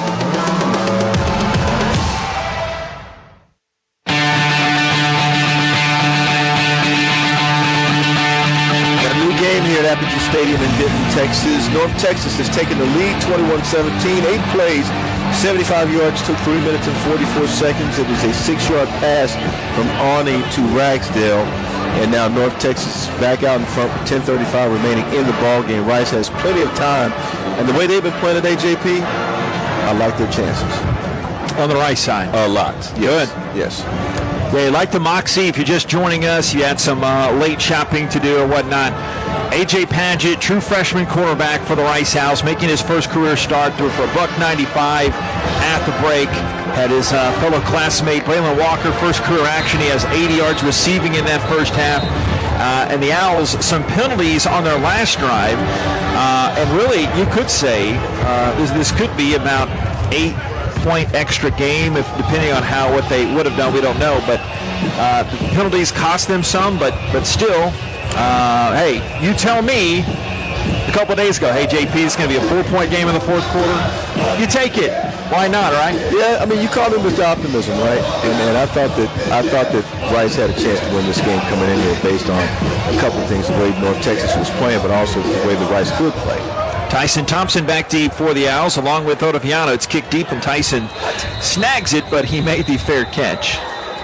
Explain. You say that you do that sometimes. I don't know if it's a tick, but you wanted to see him return it. That's what. Yeah. He had plenty of room. I mean, he hasn't had any space all day long, and now all of a sudden he's got space, and there was no return. And this is the point in the game when you really need good field position. I want to see him turn on the Jets because I know he's got them. The 25-yard line, bringing it out here. The Rice Owls. North Texas got it cooking that last drive, but the Owls on the precipice of 392 total yards. 322 for the Mean Green. Owls have Ottaviano as the back next to Padgett. Takes the snap, handoff Juma, leads around the right end, hurdles some riffraff there around the side, turns it upfield, got maybe 2. It'll be a generous spot. Second down and 8, no complaints. Around that 27-yard line for the blue and gray. Stick with the game plan. Don't change a thing. They got plenty of time left in this game. And you want to be the last team scoring. So, look, you could be. We do know, though, North Texas, they can turn it on and they can score quickly. So you want to be careful. Their last scoring drive took 3 minutes and 44 seconds. So if you're Rice, you need a pretty good scoring drive here and see if we get 7 on the board. Gruen and Bradley tight ends to the right side, and the Owls have Ottaviano. Check that, Montgomery the back. Cam takes the handoff, sprints around the left end, turns upfield to 30, 35. Flag comes in 40, running upfield to 50. This probably will be coming back as that flag is way back, nestled at the 27 near the line of scrimmage. I bet I know what he's talking about, but that wasn't holding. Offense number 71. 10-yard penalty, replay, second down. A lot of Owls getting a homecoming. Serving no different. MBA program at Rice, graduated as an econ major, coming back home near here, Richardson, where he's an all-district soccer player for the Mustangs just south down the road. That was good acting. On the part of the defender. Oh, really? Yes, that was very good acting on the part of the defender. That wasn't legitimate holding, if you will. But Clay Servin, the young collegiate professional he is, he's not gonna say anything. Rosner out wide to the right. Giovanni Johnson with Isaiah Esdale here to the near way. 2nd and 17. Owls their own 18. 9:25 to go. Down 21-17. Paget, play action. Looks left. Throws a nice tight spiral to Esdale. Gets hit underneath and falls down hard on his back at the 32. Not enough for the first down, but they got a lot of that penalty yardage back. 15-yard gain. Now let's hope it's just the wind knocked out of Esdale as he is laying down on the ground. Rich Texana hit him low and he fell down flat on his back right at the 30. He and Texana have been going at it all day. So he went underneath him. He didn't have to cut him like that, but he went underneath him. I know what that kind of cut is, and certainly it can hurt. And the way he came down in a sort of a zigzag crumbled position, and that's never good. He'll be okay. It's going to take him a minute, hopefully, to recover. But that's, if you ask me, could have been avoided. He has moved his feet. He's sitting up now, and that's a good thing to see. We'll take this timeout as the folks have taken a timeout from media. 21-17, North Texas leads Rice. 9:12 to go in this game, and Esdale getting helped off to the far away. This is Rice football from Learfield. North Star Pressure Washing, the only power washing company you will ever need for all your commercial and residential properties. Serving Houston and the surrounding areas for over 10 years, and now a proud sponsor for Rice University sports programs. Call us today for a free quote at 281-989-9244, because at North Star Pressure Washing, we never forget that your image is our business. Hey, it's JP here to tell you that, yes, there's more Rice Owls content out there for you to consume. Subscribe and download the official podcast of Rice Athletics, Rice Owls Insider. Rice Owls Insider provides a unique new look at a variety of head coaches, players, and other integral voices inside the Rice Athletics department. Plus, you can find archive coaches shows as well. For the best in Rice Owls content, subscribe to Rice Owls Insider, the official podcast of Rice Athletics. Available on Apple, Stitcher, and Spotify.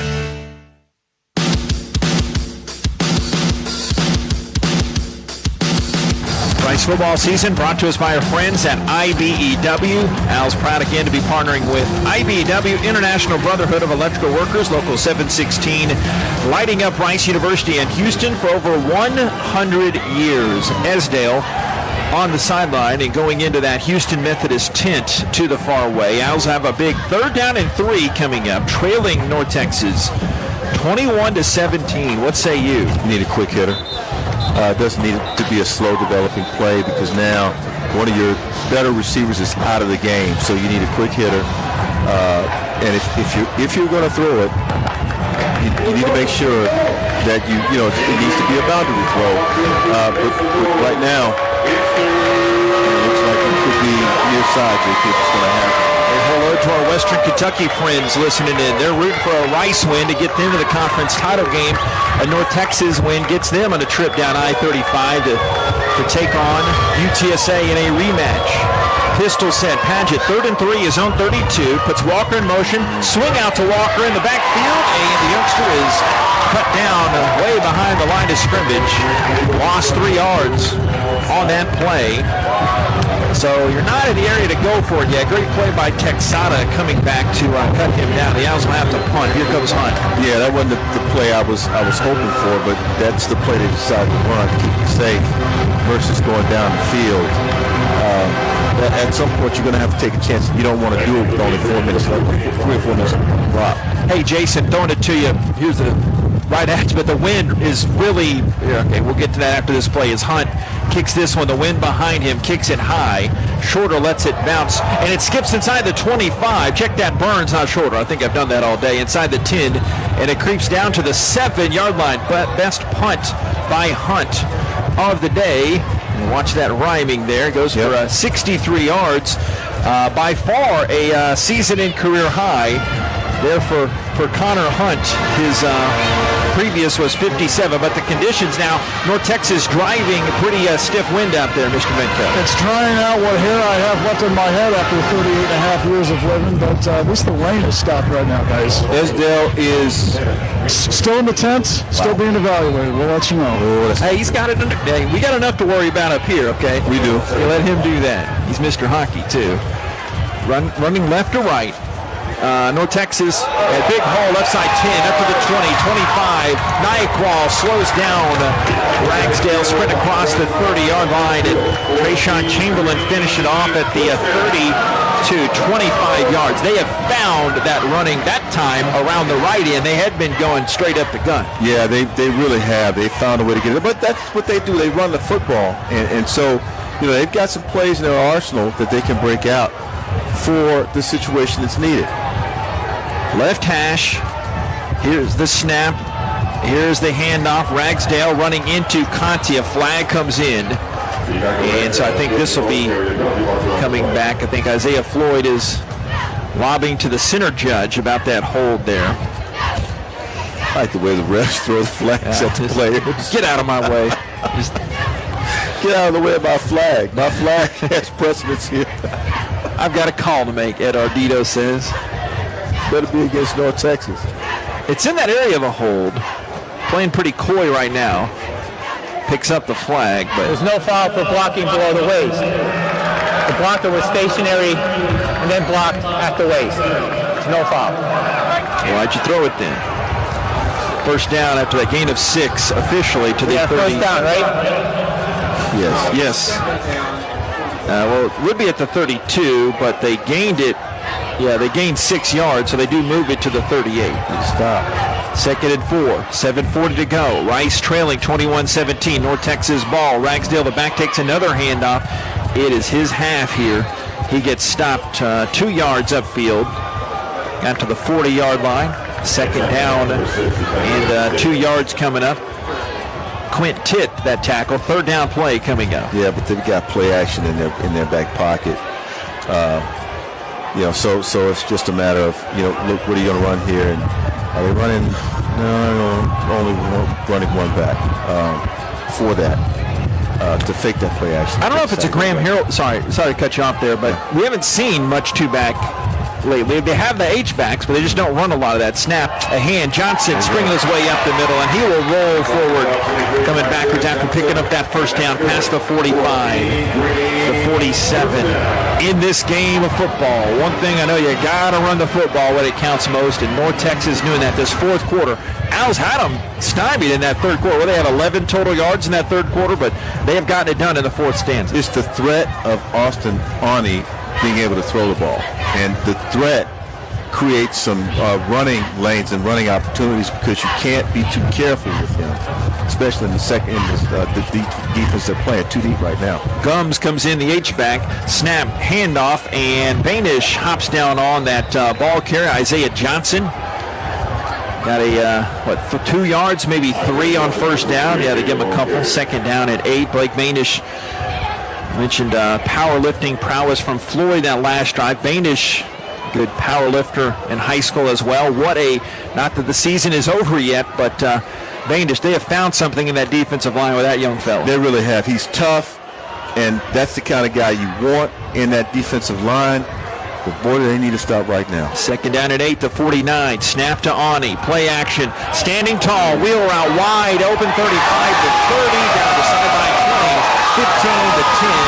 A flag is back here behind the line of scrimmage as Ragsdale is doing a touchdown dance, but what he doesn't know is this one's calling back. I don't know. Holding. Offense number 77. 10-yard penalty from the previous spot. We play 2nd down. Wipe your brow on that one. Whew. He could not have been more wide open. Well, Akena did not give the reference that the call was against North Texas, and that worried me because normally in a situation like that call does what? Goes against Rice. And it's good this time that it went against North Texas in that situation. Now they'll be on their horses from now. They won't let that happen again. 2nd down at 17 coming up. They bring in the young guy, Jair Shorter from Colleen Ellison. But big touchdown catch to get the scoring started. Low shotgun snap, Ani the handoff, and Owls plug up that hole. Big Debo to Braylon Carroll bringing down the running back Johnson for no gain. So 3rd down and 17 at the 40. That was a big penalty. You can feel that momentum trying to shift over to that far sideline. Thank goodness Banish was there on that particular play. You got to really be careful, because in that situation where you have that could have been a 15-yard penalty for potential late hit. So I'm glad the refs didn't see it that way. Keiko Ragsdale out of back. Here's the snap coming back. Roberts, the tight end in motion. Ani, plenty of time. Throws it back to the right side and incomplete the 40-yard line. And Trayshawn DeVones in coverage of Ragsdale coming out of the backfield. The Owls got the stop you wanted, Nate Griffin. The Owls will get the football back. They will need a touchdown, though. And Tyson Thompson going back to his 22. It went from 7 points to a penalty, and now you get your stop. So that's huge for the Rice Owls. Take advantage of it. Piece of cake, right? High snap on the punt. Rodriguez, a one-handed snag. He gets off an end-over-end punt that bounces out at the 30, inside the 20. Play of the game. Play of the maybe championship clinching season for North Texas, at least to get to that right. And how Rodriguez got that, reaching up Inspector Gadget arm to his right, and he got that punt off going down for 40 yards. That was an amazing athletic play by Rodriguez. Sometimes you just have to be a little bit more athletic than you look, and so, that's really what is important. And now, here's where the Rice Owls have to make a big play. 4:43 left in the game. I think you've got to go with a big play here, JP. Hey, they're here. They might as well win it, right? You got to go for the big play here. Here comes A.J. Patchett out there, true freshman, starting quarterback for the Owls, 23 miles from his high school. Has Ottaviano by him. 4:43 to go. Owls down 4. Snap, thrown left to Rosner. Crosses the 25 and up near the sideline, the 27-yard line. Zahordi Jackson, Utah State transfer, rides him out of bounds. Give him 8 yards on first down. 2nd down and 2 to 28. Oh, so they're going to tick him to death. You're going to get 8 here, 9 here, 7 here, 12 here. Okay, that's fine. As long as they win. You got 4:26 remaining. Please, you don't want to get down to a minute remaining and have to score a touchdown. I had too much dressing Thursday. Don't do this to my heart here. 21-17. Owls down 4. Snap. Hand out to Viano. Runs right side. Past the 30. 35. Cuts it up the middle. Past the 40. First down for the Rice Owls to the 42. Kevin Wood from Converse, Texas, the tackle after Juma, springs his way for 14. Tick, tick, tick, tick is what they're doing. Tick, tick, tick, tick. And, of course, a little bit of jet sweep action, and just a little bit, just enough to have enough cutback for Juma because he loves to cut back. But now that clock is moving. You do not want them in position to get the ball back. If you're Rice, you need to be making sure that you're eating up all the clock. Owls have Johnson in there with Esdale at wide receiver on this left side. Shotgun is Padgett. Fakes to Montgomery. Back to pass. AJ stuck hard. He got hit right in the headgear. He's saying he got hit in the helmet. And great blitz coming in for North Texas. Wood, linebacker, coming in for that big hit behind the line of scrimmage. Well, first of all, credit the North Texas defense for the coverage because nobody was open. So that's when AJ has to make a decision as the clock is winding down. He's got to make a decision with room to run, get out of there before he even gets hit. Well, you're in 4-down territory here after that 8-yard loss. 3 minutes to go. 2nd down and 18. Rice trailing 21-17. Patchett in the shotgun with Montgomery near him. Esdale in motion. Shotgun snap floats back. Hand to Montgomery around the left end. Gets next to nothing. Maybe a yard around that left end as K.D. Davis, primetime player, shows up in the prime time and gets that gain. They gave him 3 yards. They gave him 3. I'll take it. 3rd down and 15. Balls on the left hash near side. So what has been working for AJ all day? The rollout. You got to roll it out. You don't want to roll it out to the far side. You want to roll it out near side and try to complete something very quickly and get the receiver out of bounds. You got it. North Texas 21, Rice 17. Owls have 2 timeouts at their disposal. 2:13 to go. third downs today. Rice is 4 of 11. Back to pass. Paget dropped it. Picks up the football. They say he was. No, they said he was down. Paget tried to continue that play back at the 30. I wasn't sure his knee touched down. I don't think the knee ever touched the ground.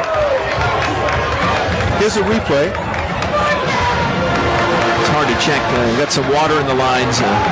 Replay a little pixelated there. I'm not able to see it, but it's close, but he didn't go down.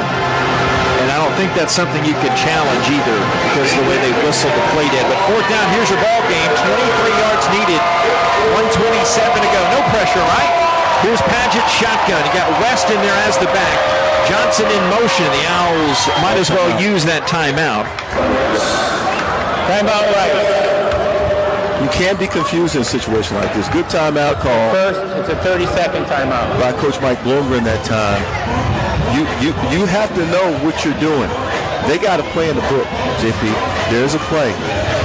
But they're going to sit back. That defense is going to sit back in quarters. 4 deep, secondary. And you got to find something that will make them come out of it. And they had the play earlier, the wheel route. They had the play. But that also means that you have one less blocker. You have one less guy defending against that North Texas defense if you go in that direction. You going to go for number 2 here? Bradley Rosner somehow got to be involved. He's the most obvious guy. I mean, so.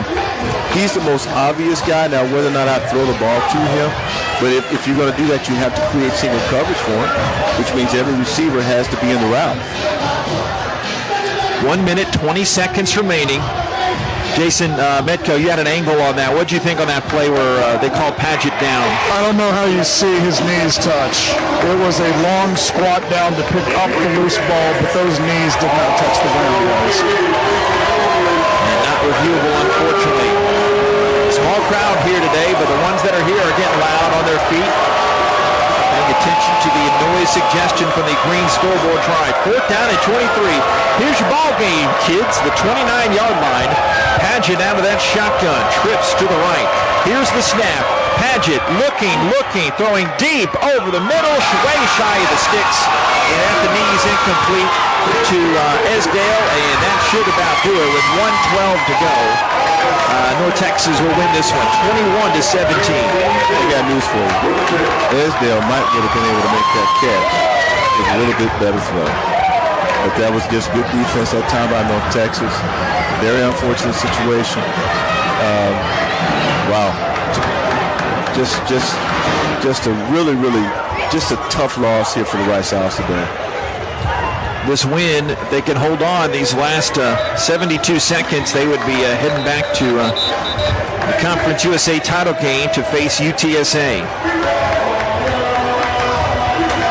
And they just have a couple of snaps. Owls do have one timeout to use. Fourth quarter was the difference. And North Texas only outscored Rice 7-3, but they got the right score at the right time. That 6-yard rush from Ragsdale. One knee comes. Owls will end the regular season at 5-7. They'll drop to 3-5 inside league play. North Texas going up to 7-5, 6-2 in league play.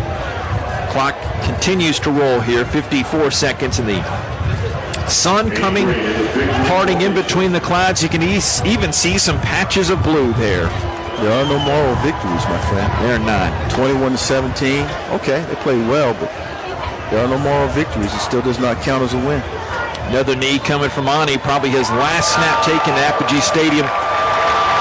That'll do it. North Texas players come rushing onto the field and jubilant celebration here as they'll be going back to the Conference USA Championship. They have that graphic ready quickly. As they'll be going to take on UTSA down at the Alamo Dome next week. I'll tell you what, this one stings because Rice had a shot. I thought they really had a shot to be able to win this game, and they just could not make the plays that they needed to make. The the few penalties that they had hurt them big. Because anytime you're playing against a team that doesn't generate a lot of penalties, you have to almost be perfect. And so this is certainly a lesson for next year. Now there's points to be had under there as one field goal penalty pushed it back. That in a field goal missed by Van Sickle. Oh, we got Mike Bloomgren now with Jason Metco. Coach, I know this one stings. What was the determining factor in the end? Well, we couldn't stop their run game in the second half. They just had too many big plays, and when we weren't able to do that, and then we weren't able to respond offensively in the fourth quarter like we needed to. And you know what? We just came up a little short against the team that's going to play in the championship game. But, gosh, we're going to see that film and see so many ways we could have beat them. What positives do you take away from this experience today? That, again, we come in here today in some tough conditions with a freshman quarterback, a true freshman quarterback, and a true receiver. They come onto the stage, and it doesn't seem too big for them. They made a couple errors, and especially the Q, but, to step into a game like this in inclement weather and then against a championship team, I'm really proud of him, and I'm really proud of this team. Appreciate it, Coach. Thank you so much. Guys, back up to you. There will be another time for the folks above our pay grade to sort this out. This may not be the Rice last football game of the season, but like Coach Bloomgren told us during the season, they wanted to earn it to go to a bowl game. They will not do that this season. There's no guarantee, but with the APR, this one stings now, though, because this game could have been won about 2 or 3 different ways. Yeah, you play well for 3.5 quarters, and then towards the back end of the fourth, you don't really play well. And so that is what hurt the Rice Owls today. No, you don't want to get in based on APR. You want to get in based on earning your right to get there, and that's not what we saw today. So very unfortunate for them. Hopefully they can pick it where they left off and play a little bit better as you move forward. We'll be back. More coming up here in our Little Woodrow's postgame. Rice falls to North Texas in the regular season finale for Rice, 21-17. More coming up. It's Rice football from Learfield. Hey, Oscar, wake up. Hi, this is Otis and Oscar, the talking spokes oysters for Acme Oyster House. You've probably seen us on TV. My friend Oscar is sleeping. We oysters like our beds. Anyway, drop by tonight for a dozen raw, a dozen char grilled, a seafood platter or po' boy, and maybe a few laughs. Come Acme, bro. Not you. Acme Oyster House. Life's more fun with seafood. Flight by Yingling, the next generation of light beer. For those who don't follow trends, but craft them. Flight by Yingling is uncompromised refreshment from America's oldest brewery. With only 2.6 grams of carbs and 95 calories, this is premium refreshment. 6 generations in the making. Don't just raise a glass, raise the bar. Flight by Yingling, the official beer partner of Rice Athletics, and now available for purchase everywhere in Texas. The Yingling Company, Fort Worth, Texas. Please enjoy responsibly. College sports fans now have access to hundreds of weekly podcasts that zero in on the college sports world.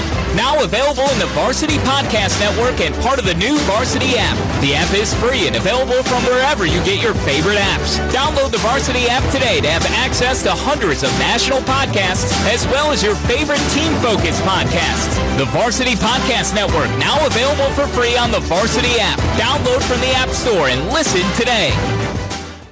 The passion. He's going to take it to the house. Dinner's cooking. Touchdown. The fury. Getting split. Down he goes. The speed. To the 50. To the 40. He's gone. Western College football. For the end zone. Got it for 6 points. You cannot hitch the wagon. Put the ponies in the barn. Back to the end zone. 20. This is the College Football Blitz. Listen all season long on College Sports Now on the Varsity Network.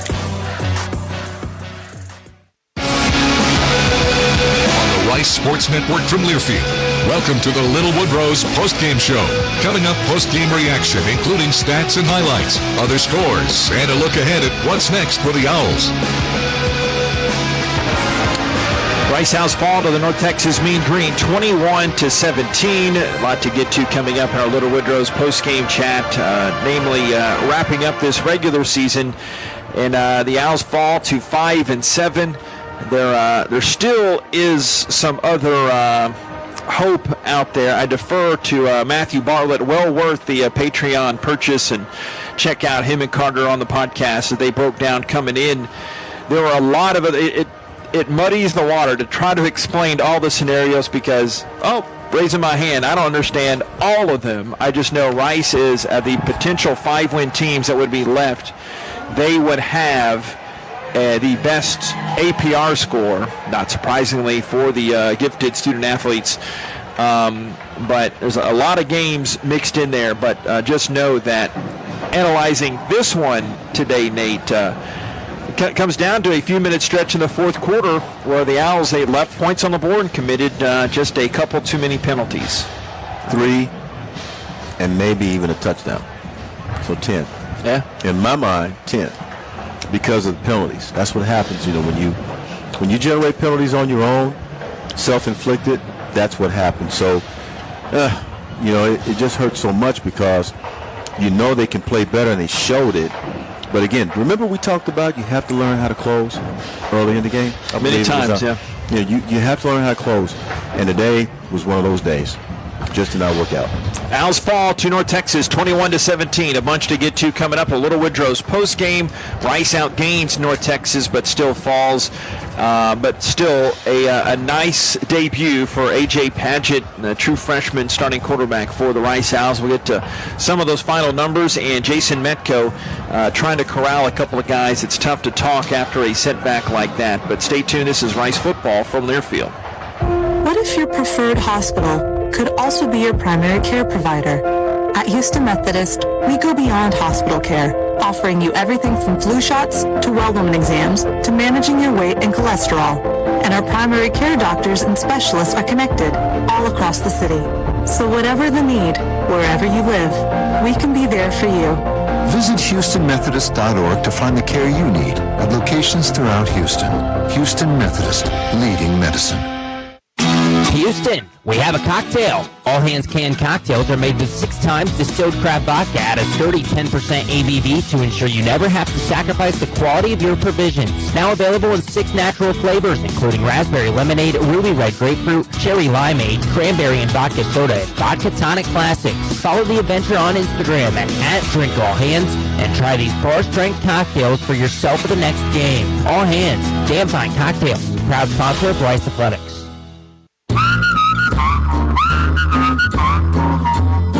North Star Pressure Washing, the only power washing company you will ever need for all your commercial and residential properties. Serving Houston and the surrounding areas for over 10 years, and now a proud sponsor for Rice University sports programs. Call us today for a free quote at 281-989-9244, because at North Star Pressure Washing, we never forget that your image is our business. DoubleTree by Hilton Houston Medical Center Hotel and Suites is the preferred hotel for anybody visiting the medical center, the museum district, or Rice University. We offer the largest suites in the medical center, complete with full kitchens, and our full-service restaurant and outdoor pool will make your stay complete. We look forward to having you experience the DoubleTree by Hilton Houston Medical Center Hotel and Suites soon. And if you need a group rate or 10 or more rooms, don't forget to call 713-528-7744. That's 713-528-7744.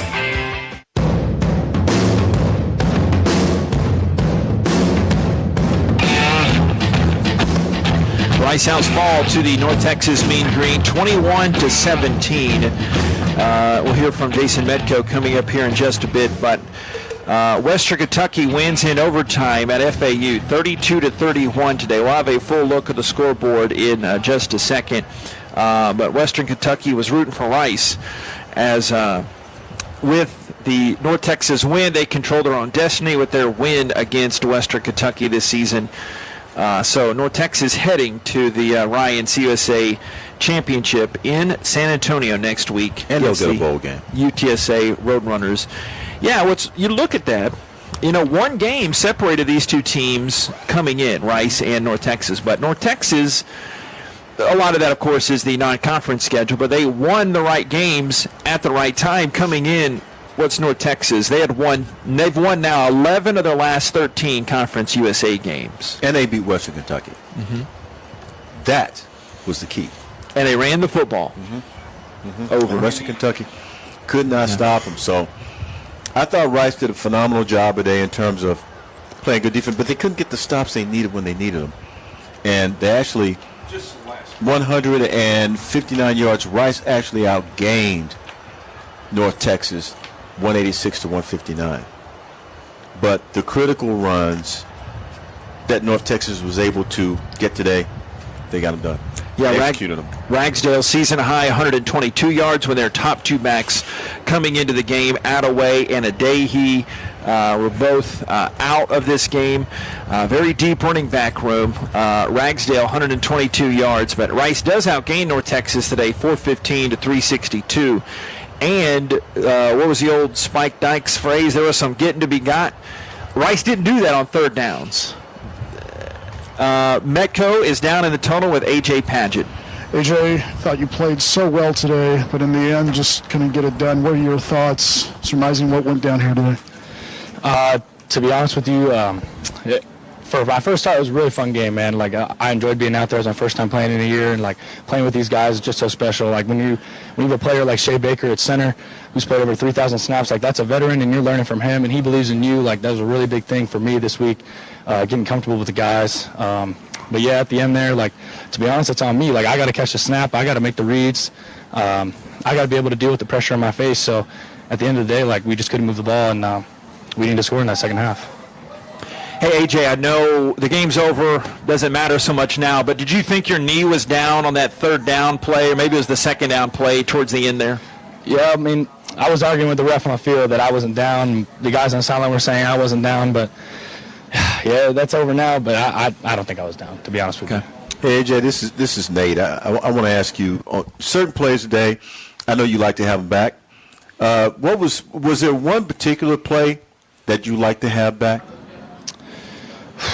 I'm really just gonna say the one where I dropped a snap. Like we had a great play call. I liked the look I had. I was gonna read it out and then just couldn't handle it. Eyes to the turf, and they called me down. Wasn't able to get through the reads. Honestly, that play right there. How do you grow from this personally? Just go back, look at the film, see what my coach has to say.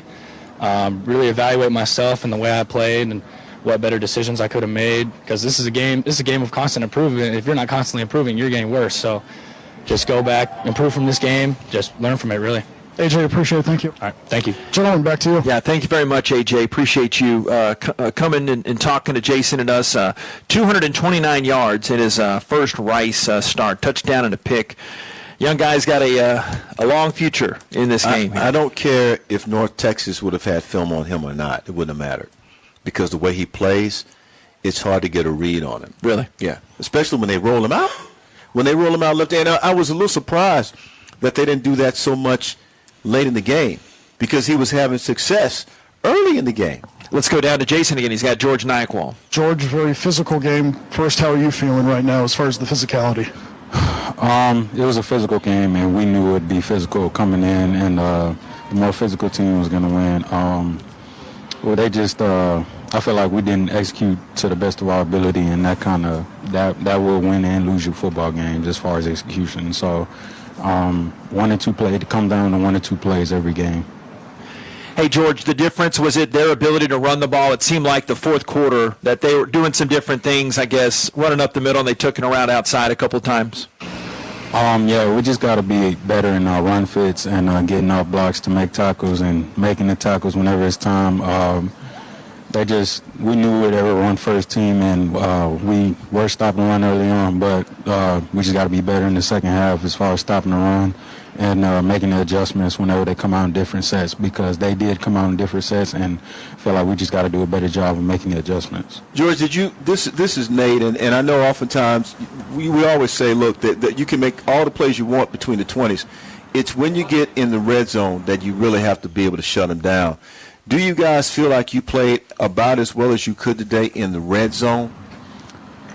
I mean, I'd have to look at the stats, but best thing to do is not let them get down there. But if they do get down there, we can't allow the leaky yards, because, down there every yard counts, especially. And, we just got to be better in the red zone, especially on third down, getting off the field. Asked AJ, this will get you out on this too. How do you grow from this, George? Well, my situation is a little different from AJ. Yeah. But we just watch the film and just learn from it, and remember the feeling that we have right now, so we never feel it again.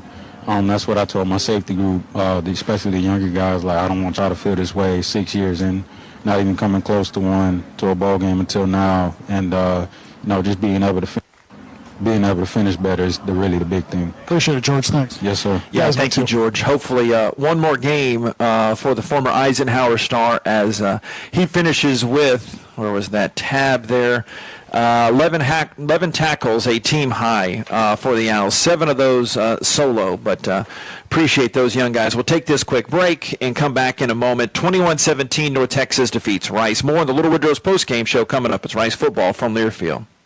Big trip on the horizon? Before you depart, you gotta park. The parking spot is a simpler, easier way to navigate airport parking, and you can save when you book online. You're guaranteed a spot, and we even pick you up at your trunk in our yellow and black spotted shuttles and take you straight to the terminal. Parking and saving come full circle at the parking spot. The Parking Spot, proud sponsor of Rice University. Visit theparkingspot.com to reserve your spot today.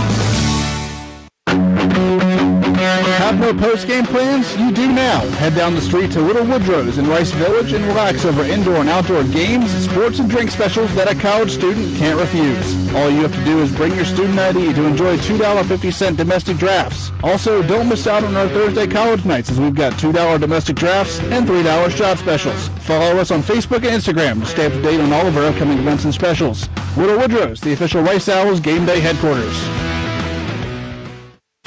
Houston, we have a cocktail. All Hands Canned Cocktails are made with 6 times distilled crab vodka at a sturdy 10% ABV to ensure you never have to sacrifice the quality of your provisions. Now available in 6 natural flavors, including raspberry lemonade, ruby red grapefruit, cherry limeade, cranberry and vodka soda, and vodka tonic classics. Follow the adventure on Instagram at @DrinkAllHands and try these bar-strength cocktails for yourself for the next game. All Hands, damn fine cocktails. Proud sponsor of Rice Athletics. The passion. He's gonna take it to the house. Dinner's cooking. Touchdown. The fury. Getting split. Down he goes. The speed. To the 50. To the 40. He's gone. Western College football. For the end zone. Got it for 6 points. You cannot hitch the wagon. Put the ponies in the barn. Back to the end zone. 20. This is the College Football Blitz. Listen all season long on College Sports Now on the Varsity Network.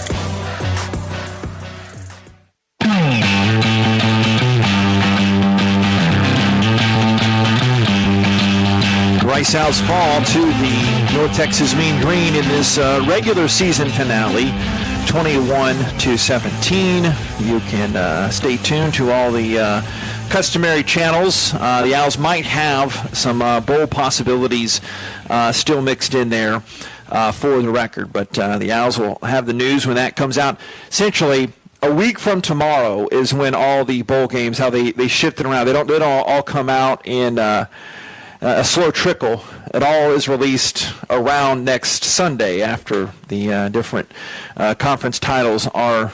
I want to keep that out there as, yes, it would be nice to reward these guys for an improved season, but still focus on this one here today as the blue and gray fall to this one. 21-17. Any other thoughts rolling around that brain pan there? As you heard George Nyaqual, stand-up act, no surprise. Hopefully this was not his last game as an Owl. And you heard the future with A.J. Padgett. And he thought his knee wasn't down, but you saw something from young A.J. here today. Well, Jason interviewed 2 different guys, right? One guy whose career could be over. As he said, in the interview, he said, well, my situation is a little different. When I asked, what did you learn today? He said, well, my situation is a little bit different. Actually, he already knows. George Nyaqual is a smart guy. He already knows. The play